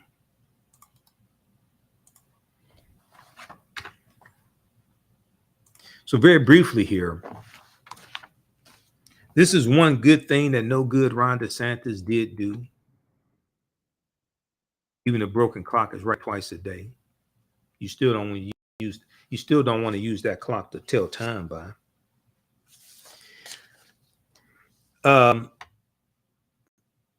This week, Florida Governor Ron DeSantis signed a state budget bill that includes a scholarship program for the descendants of the victims of one of Florida's bloodiest incidents of racial violence. The scholarship is a rare instance of reparations for wrongs committed against African Americans in the U.S. The Randolph Bracy Ocoee Scholarship Program. It's called the Randolph Bracy Ocoee Scholarship Program, named for the item's sponsor, Senator Randolph Bracy. This scholarship will award 50 college scholarships of up to $6,100 per student for students whose ancestors were victims of the 1920 Ocoee Massacre, an election day bloodbath that targeted African Americans in the central Florida city of Ocoee. Now, the bill that no good Governor Ron DeSantis signed, and Florida needs to be desanitized of Ron DeSantis. The bill makes no explicit mention of the term reparations, and intentional omission on the part of its sponsor, okay, Senator Randolph Bracey, to help the bill pass through the Florida state legislature. And this is something that I've talked about on my show before. It makes sense to take the name, the title, or the word reparations off of what we want, because when you start talking about reparations, that automatically brings about a whole lot of backlash. Okay. And because if you understand the federal legislature, the majority of the people in the House and the Senate that have to vote on these bills are white. And the majority of their constituents, generally speaking, the majority of their constituents overall are white also. So whatever policies we want, it'll make more sense to take the term reparations of it and just push the policies, as opposed to having the name reparations on it, because that becomes a focus of white backlash. Reparations. And then you have people say, oh, my ancestors didn't own slaves, things like that. Well, first of all, nobody asked you if your ancestors owned slaves or not. Then you got to get through all that. Just deal with the laws and policies put in place that have now distributed wealth, power, and resources, and deal with the policies that need to be put in place and how it's good for America in general, and take the name reparations off of it. When you study the history of slavery in this country, there was a reason why most African slaves who ran away at nighttime and not in the daytime. Because if they ran away at daytime, it'd be much easier to see what they were doing, and it'd be much easier to catch them. If you look at Tommy Tuberville, Senator Tommy Tuberville of the state of Alabama, and if we look at the article, so he made some ridiculous statements a couple weeks ago, and he said something to the effect of, and I have the article here because this quote from the Washington Post deals with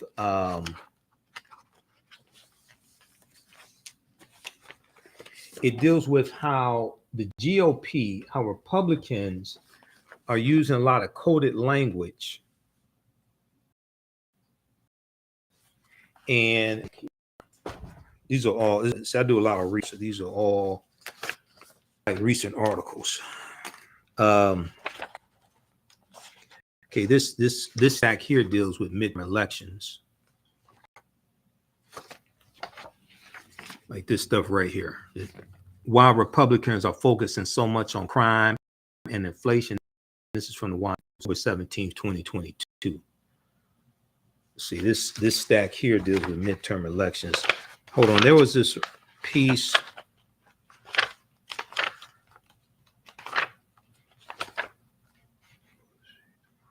Was it in this stack? There was one, I just saw it. Hold on, let me find this, because this deals with the coded language that they're using. And he says something to the effect that the Democrats want reparations for the people who are out in the streets committing the crimes.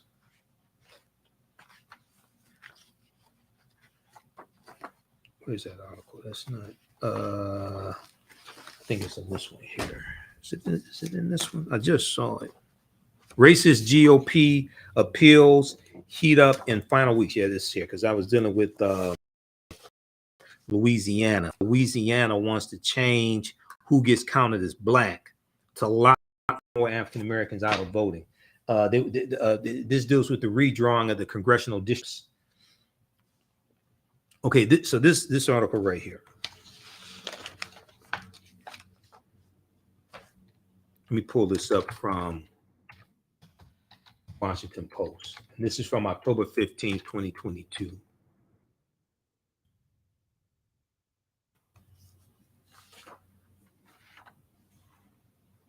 Racist GOP appeals heat up in final weeks before midterms.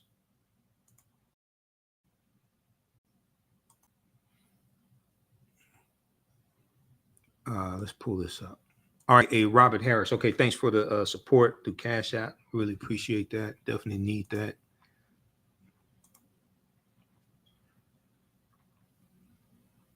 Racist GOP appeals heat up in final weeks before midterms.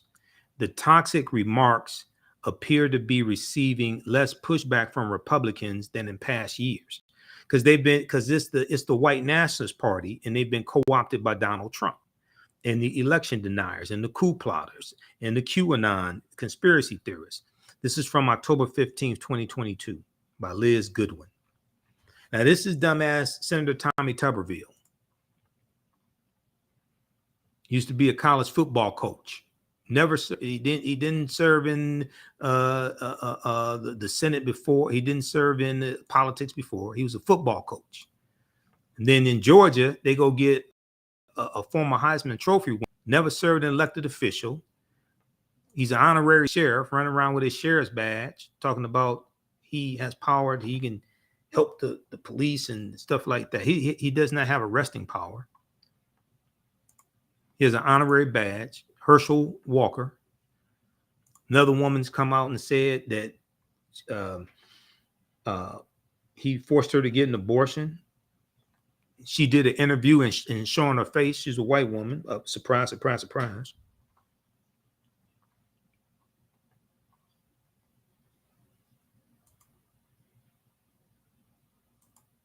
Okay, where is this one?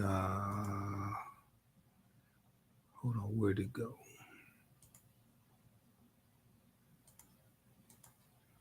Just a second. Okay. So, yeah, Senator Tommy Tuberville, Republican of Alabama, addresses a campaign rally in Minden Tahoe Airport, at the Minden Tahoe Airport on October 8th, 2022 in Minden, Nevada. Senator Tommy Tuberville suggested at a rally in Nevada in October that African Americans are criminals.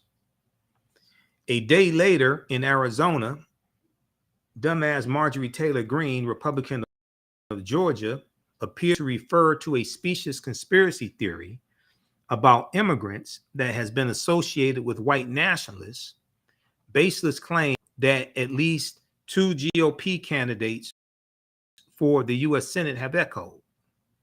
In Wisconsin and North Carolina, Democratic candidates for Senate have faced a barrage of ads on crime that feature mugshots of Black defendants.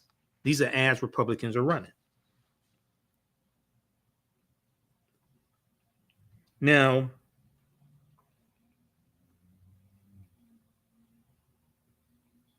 as the campaign heats up in the final weeks before November's midterm elections, November 8th, midterm elections, so have overt appeals to racial animus and resentment. And the toxic remarks appear to be receiving less pushback from Republicans than in past years. See, because like Republicans like John McCain, who would have pushed back, John McCain of Arizona, who I disagree with pretty much every bill that he voted for, largely speaking. John McCain would have pushed back on something like that. He's dead. He's not in the Senate anymore. He's dead. John McCain would have pushed back on something like this. And the toxic remarks appear to be receiving less pushback from spineless Republicans like punk-ass Lindsey Graham out of South Carolina than in past years, suggesting that some candidates in the first post-Trump election cycle have been influenced by the former traitor-in-chief's norm-breaking example. Now, Michael Steele, African-American Michael Steele, who's the former Republican National Committee chair, and they kicked him out. Okay. Rush Limbaugh didn't like Michael Steele, and they kicked Michael Steele out. He said, quote, anybody who's got a title in the party could say something. Senator, governor, anybody. He noted a deafening silence in the party after Senator Tommy Tuberville's comment. Quote, anyone could stand up and say, can we stop this, please? But they won't. At the Nevada rally that was staged by Donald Trump in the town of Minden, okay, on Saturday, October, that would have been October 15th, Saturday, October 15th. For the state's top Republican candidates, Senator Tommy Tuberville called Democrats, quote unquote, pro-crime, even though the red states, some of the red states have more crime than some of the blue states.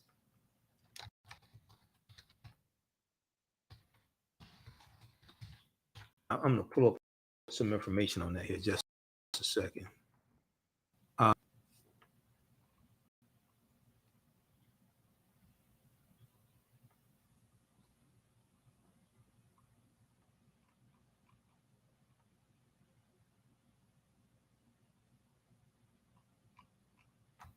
Okay, I'll pull up some information on that here in just a second. Then I have to teach this class too. I'm going to do an hour of the class today. Quote, they want crime, he continued. They want crime because they want to take over what you got. They want crime because they want to take over what you got. They want to control what you have. They want reparations because they think the people that do the crime are owed that. Now, this is what Senator Tommy Tuberville of Alabama, Republican, said on the campaign trail. October 15th, he said it's in Nevada, October 15th, 2022. He said the Democrats want crime. They want crime because they want to take over what you got.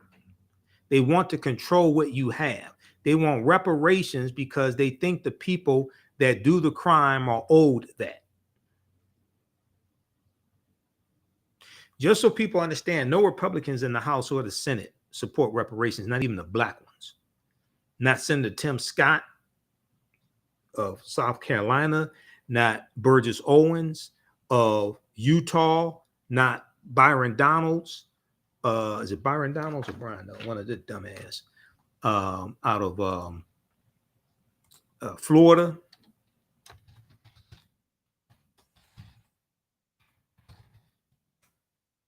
Brian Donalds, that idiot.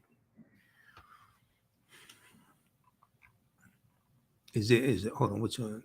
Yeah. No, hold on. It is, I want the black guy married to the white woman. Hold on just a second. Let me find the right one. Yeah. This dumbass right here.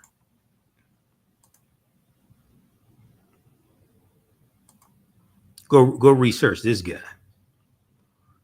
Roland interviewed him on Roland Martin Unfiltered. Most of the policies that are beneficial to African Americans, this idiot voted against them. Then I went to his Twitter page, saw he's married a white woman, and because when I saw him on Roland Martin Unfiltered, I'm listening to him. He voted against the American Rescue Plan. He voted against the George Floyd Justice and Policing Act. He voted against the John Lewis Voting Rights Act. And I went to his Twitter page, married to a white woman. Oh, that makes sense.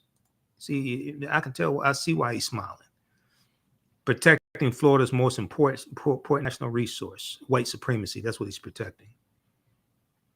Meet Byron. He has spent his entire adult life serving others, whether it's through violence. Okay.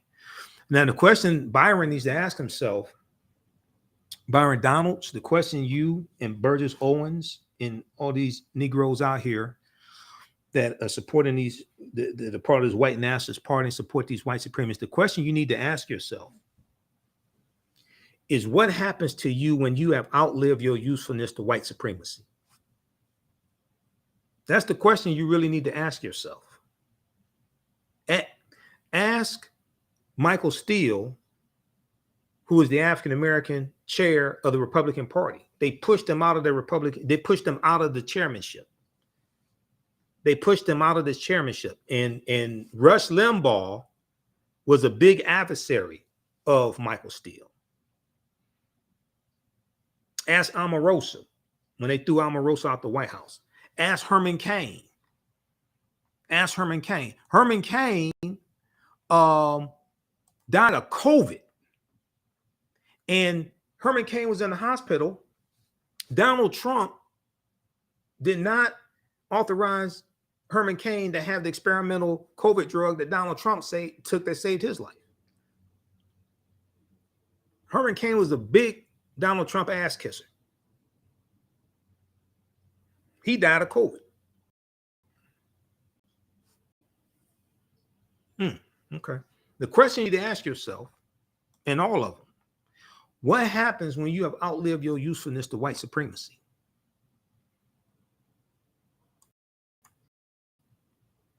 So this is what Tommy Tuberville said, attacking reparations and associating African Americans with crime. Now, a debate over whether to provide reparations or compensation to the descendants of people formerly enslaved in the United States, has existed in the country for decades. By invoking it, Senator Tommy Tuberville appeared to link African Americans to crime in a battleground state where Republicans are fighting to gain one Senate seat, and with it potentially the majority in the Senate, so they can stop President Biden's federal nominations to the federal bench.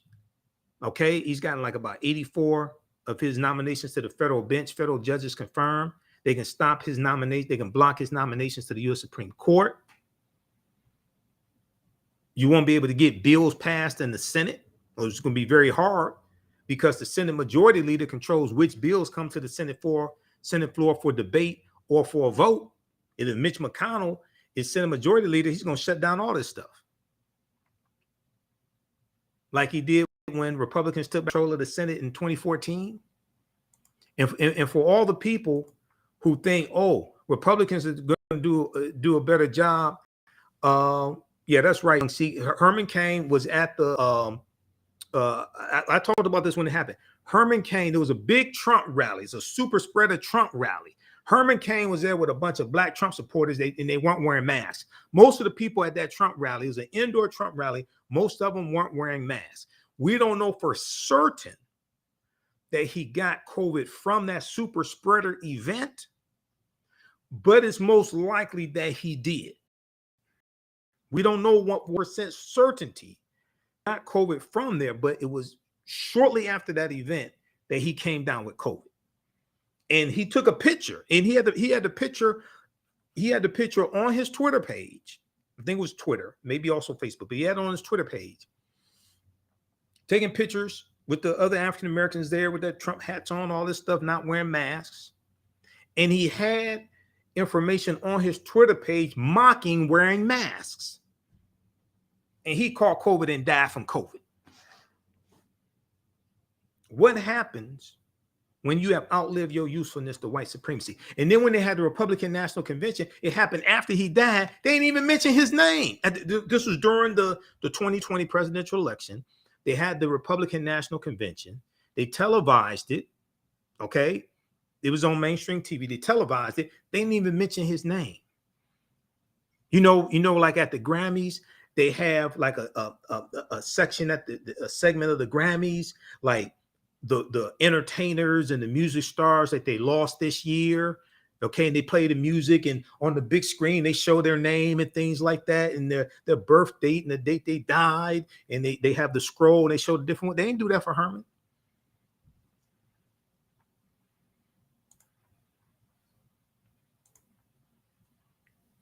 The remark by Senator Tommy Tuberville drew condemnations from civil rights leaders and Democrats, but most Republicans stayed silent or offered over only mild responses. Representative Don Bacon, Republican from Nebraska, said, "I'm not going to say he's being racist." He said this on NBC's Meet the Press when asked about the comment. He said, quote, "But I would not use that language. Be more polite."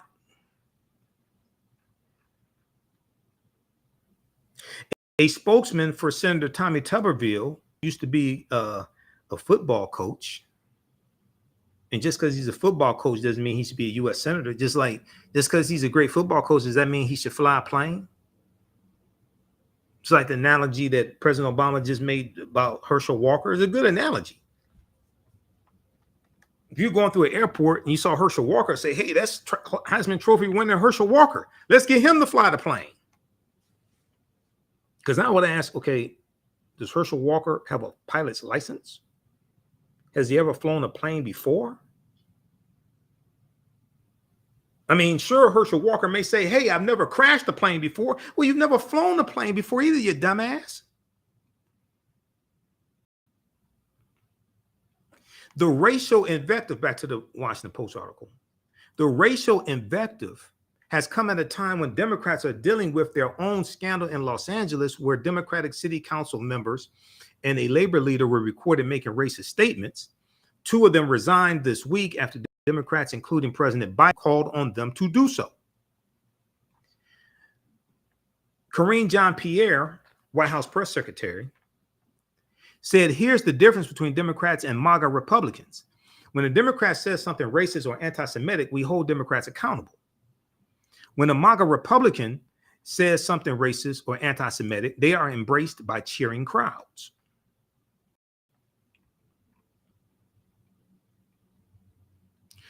Okay, read the rest of this here. Read the rest of this article. This is from October 15th, 2022, Washington Post. Racist GOPs heat up in weeks before midterms. Heat up in weeks before midterms. Let me put this article back in the stack it came from. Just a second. All right, now,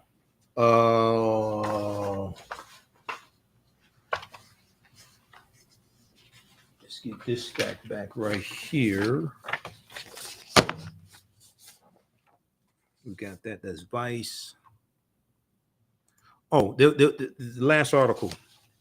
I wanted to look at this here dealing with crime. Hold on. Let's put this stack together. This is Ocoee Massacre. See, these are just, I have two stacks.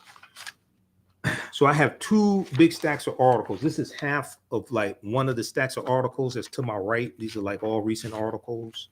Like this is some stuff. This is from my file on reparations, because I'm on a reparations panel tomorrow. California calls for comprehensive reparations. So I have a file folder on reparations. This is like just part of the file folder, but this is the stack here. All this stuff. This is like all recent research.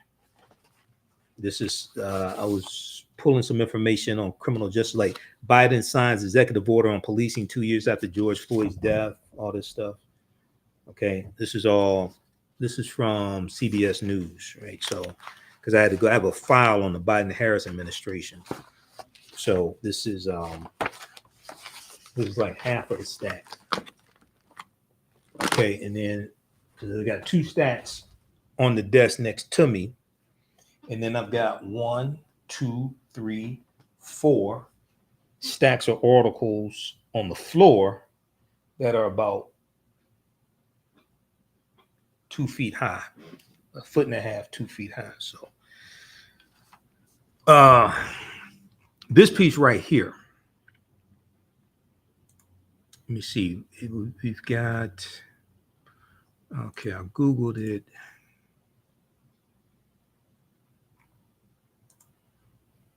This is Yahoo. Red states and more crime.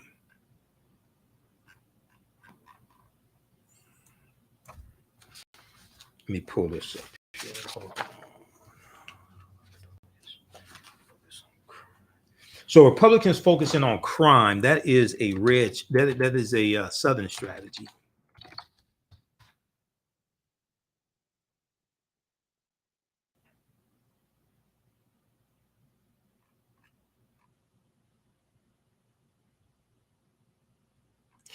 Okay, so let's look at this article here quickly from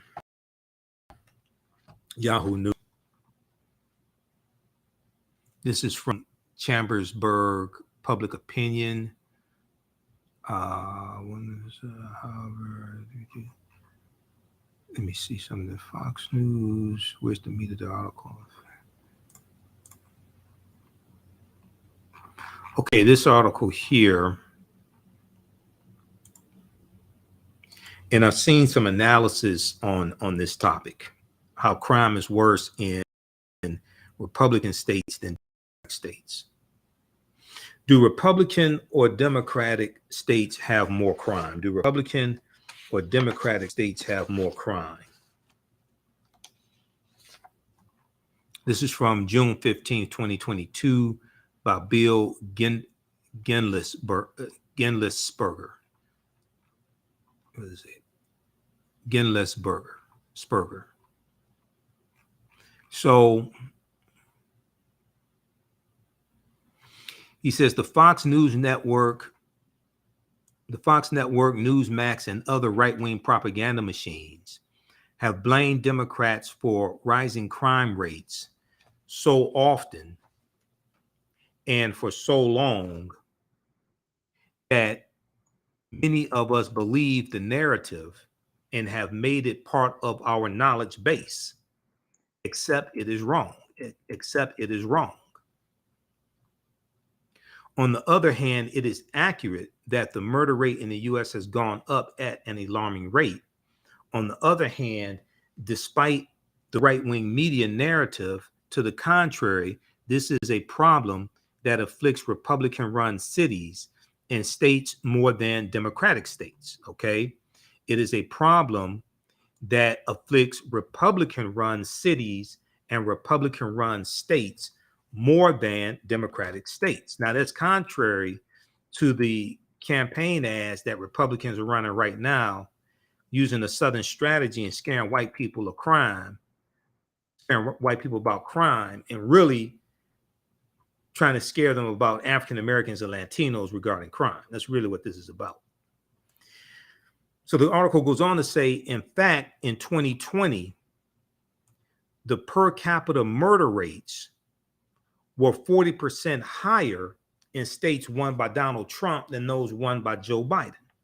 In 2020, the per capita, CAPITA, per capita murder rates were 40% higher in states won by Donald Trump than states won by Joe Biden, according to Washington think tank Third Way, WAY. In 8 of the 10 states with the highest murder rates in the year 2020, Americans voted for the Republican presidential nominee in every election this century. In 8 of the 10 states with the highest murder rates in 2020, Americans voted for Republican presidential nominees in every election this century.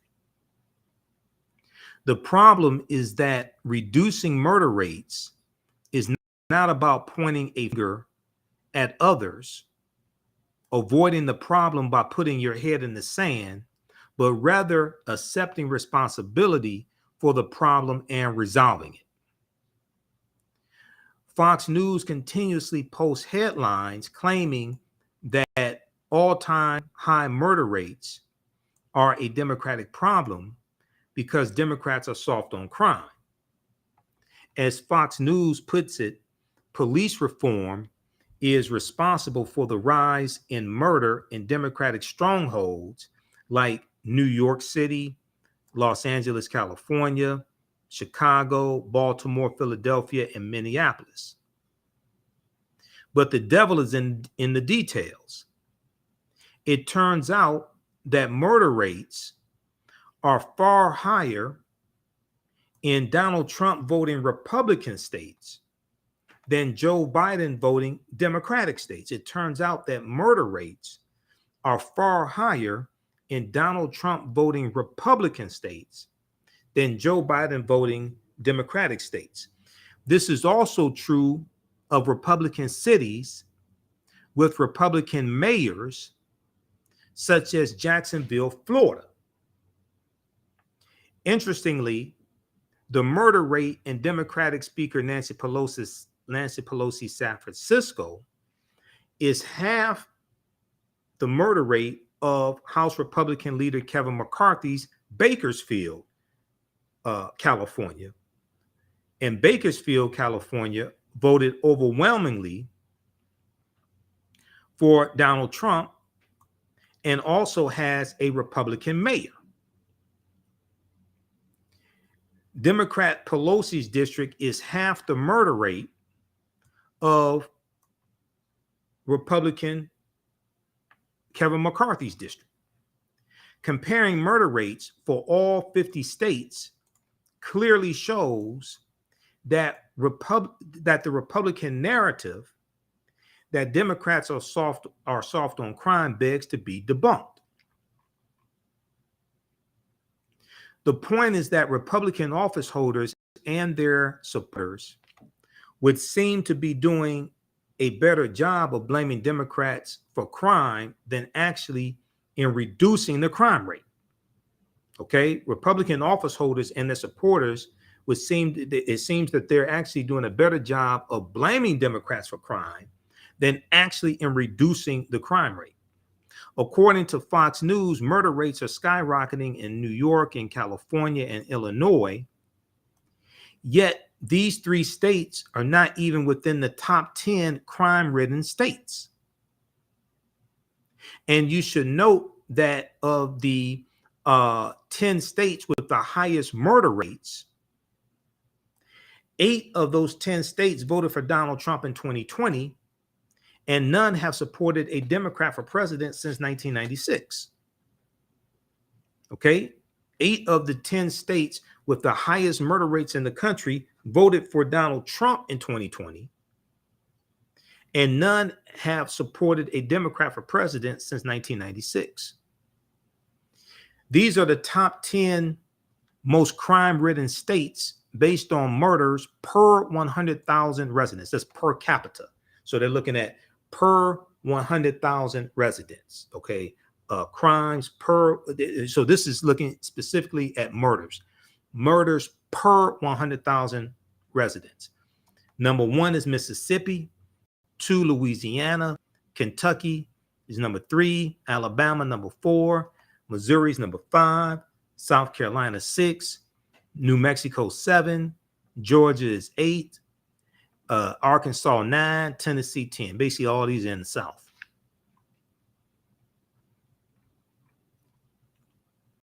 Only number 7, New Mexico, and number 8, Georgia, voted for Joe Biden.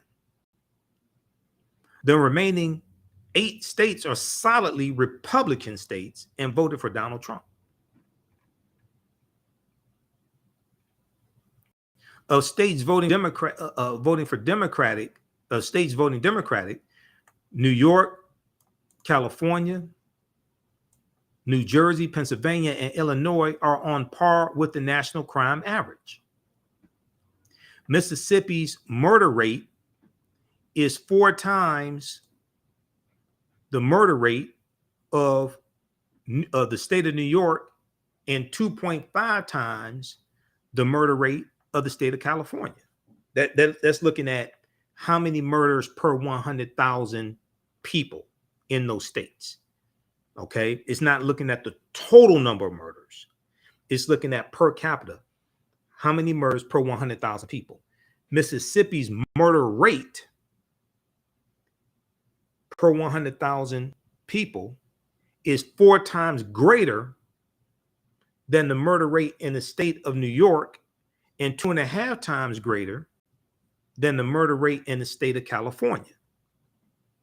The 5 states with the highest murder rates are all Republican states and Trump voting states.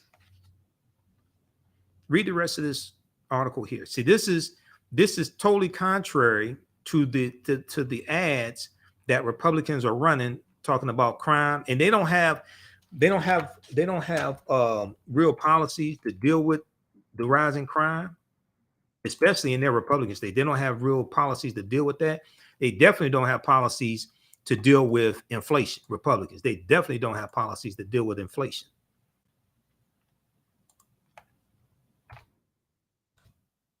Okay, let's see here. Let me post this link.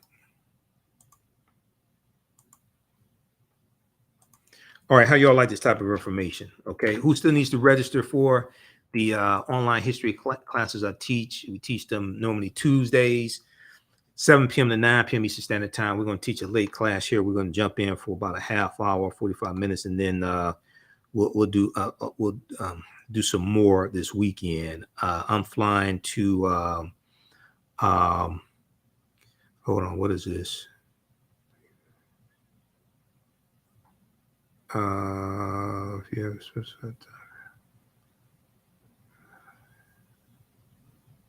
Okay, they just said, okay, they're gonna start the Roland Martin broadcast 7 p.m. instead of 6 p.m. on Tuesday. Yeah, they'll do 7 p.m. probably to 1 a.m. Yeah, so because I fly to Washington, D.C. Tuesday morning. All right. So if you like this type of information, you definitely want to register for our online history classes. Okay. This helps us keep doing the research, stay on the air, pay the bills, because the two digital platforms that I use to teach these classes, so I have to pay each month for that also. This stuff is not free for me to teach these classes, and it's very time consuming also. But this helps us keep doing the research, stay on the air, pay some of the bills. It helps me cover expenses when I have to travel out of state, like going. Let me pull this up. Okay. So Tuesdays, it is from the Civil War to the Civil Rights Movement and Black Power, 1968. Let me screen, stand by.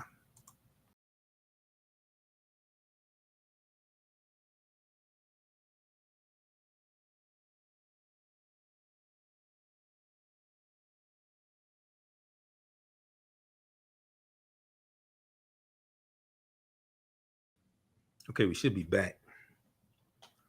All right, we're back.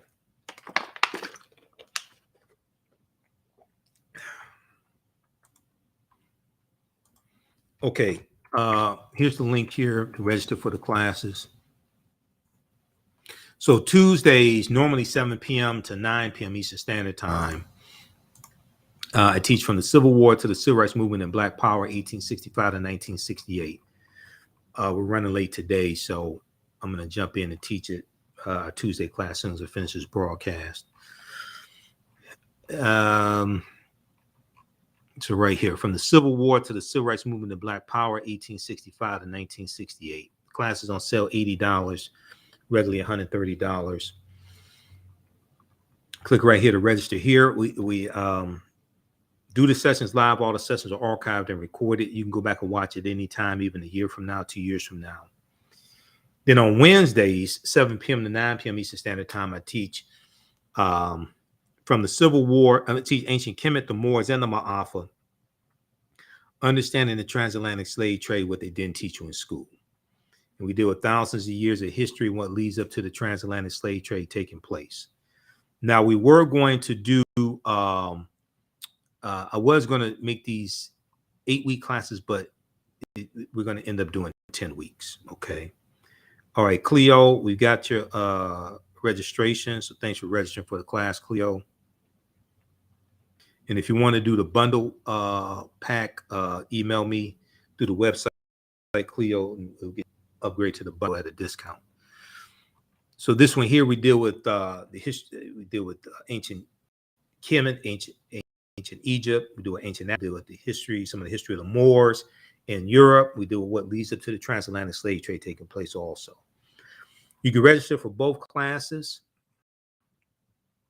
We have a bundle pack for $130. Click right here, register here for the bundle. You get both classes. That's an over $300 value because it's like about a $360 value because there's going to be some bonus presentations you get from me in digital form that I'm uploading to the platform. And you can use debit card, credit card, click register here. If you've taken any of my online classes in the past, email me at AHNshow at AfricanHistoryNetwork.com, AHNshow at TheAHNHistoryNetwork.com, AHNshow at TheAHNHistoryNetwork.com, and you get a 50% discount. Or email us through the website. At the top of the page, just click on Contact the African History Network, or click on Menu. If you're on a smartphone, it'll show up as Menu, and then click on Contact the African History Network, okay? And you'll get a discount, okay? So the two different classes that I teach, you can register for those. Appreciate the support. And then let me put up the Cash App information here. Let me just show you this quickly. This is our official Cash App account, $ TheAHNShow, SHOW. Those that follow me, you know that there's some fake African History Network Cash App accounts out there. That's why I created this graphic. I'm trying to get them shut down. I had Cash App open up an investigation some months ago. They're very slow. I just talked to them a couple of weeks ago. They're still doing an investigation. There's like 5 fake African History Network Cash App accounts out there that I've identified, and they've been stealing money from us. So this is our official Cash App account, $TheAHNShow. That's our tag, $TheAHNShow, $TheAHNShow, SHOW. When you go to it, it'll say Michael. And if you click right here on the link, it takes you to a QR code, so you can scan this also right here. This is our official Cash App account, our only Cash App account. Those other ones are fake Cash App accounts. All right, and then we have the link for PayPal also.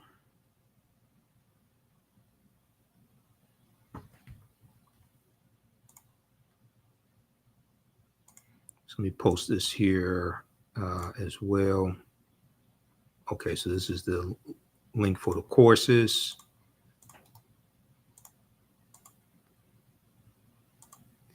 And then also for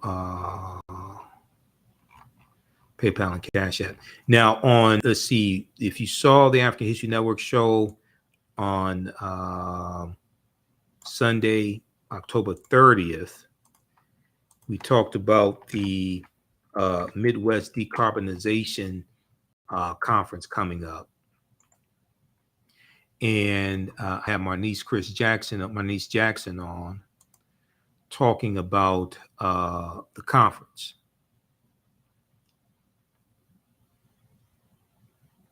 And I'm speaking there on Wednesday, November 2nd, 3 p.m. to 4 p.m. and Friday, November 4th, 3 p.m. to 4 p.m.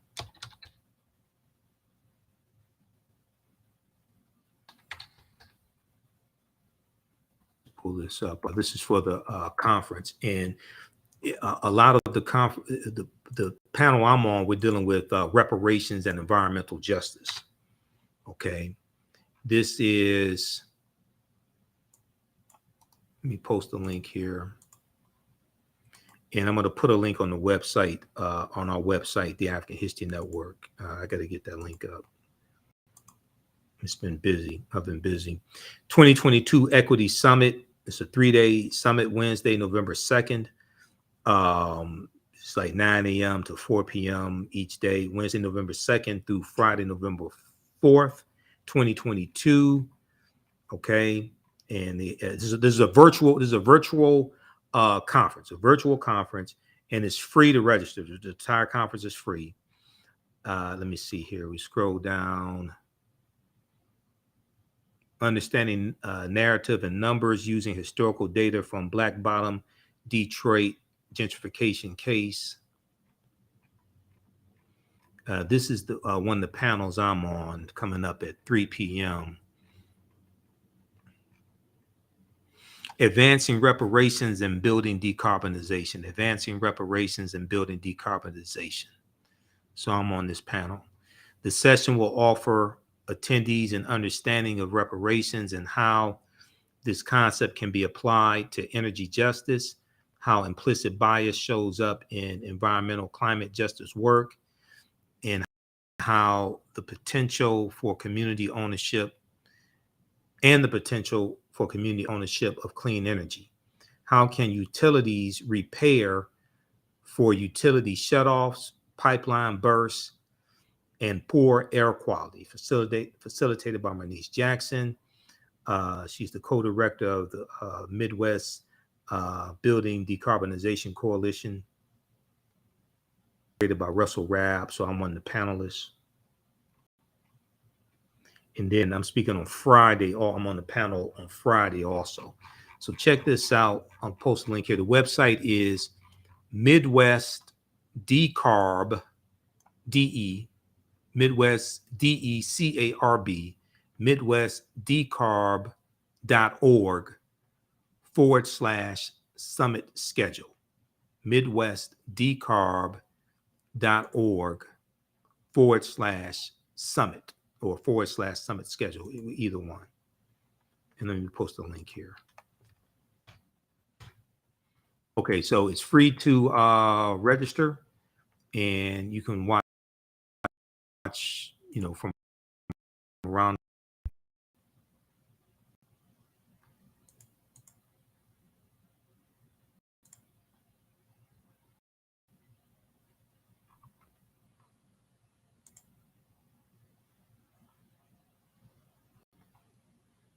All right, let's see. 2022 Equity Summit.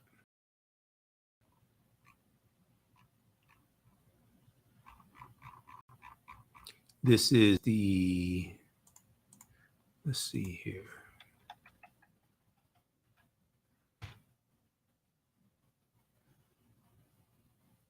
Okay, yeah. If you go to midwestdecarb.org/summit, it takes you here. And then you can click on the schedule. This is what I was looking for. Midwest Building Decarbonization Coalition 2022 Equity Summit.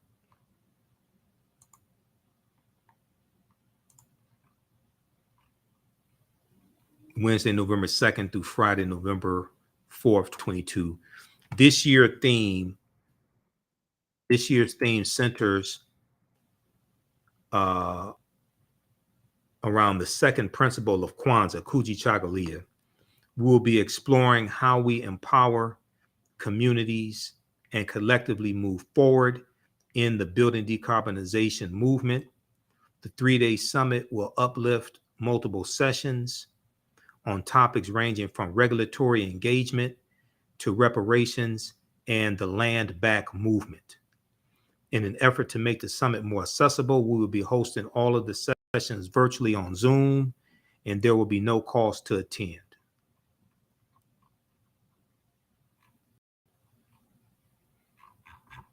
Okay, so I'm part of that also. So here, let's see, and let's post this here. There we go. Got that. All right, look, hey, we have to get out of here. Remember, the African History Network, we focus on educating, empowering, inspiring people of African descent throughout the diaspora and around the world, because right now it's corrects wrong behavior. You can join us in class. Now you register for the class.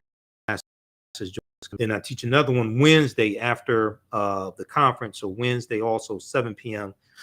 to 9 p.m. Eastern Standard Time. We have the second class. All right, we have to get out of here. Thanks for joining us. We'll talk to you next time. Peace.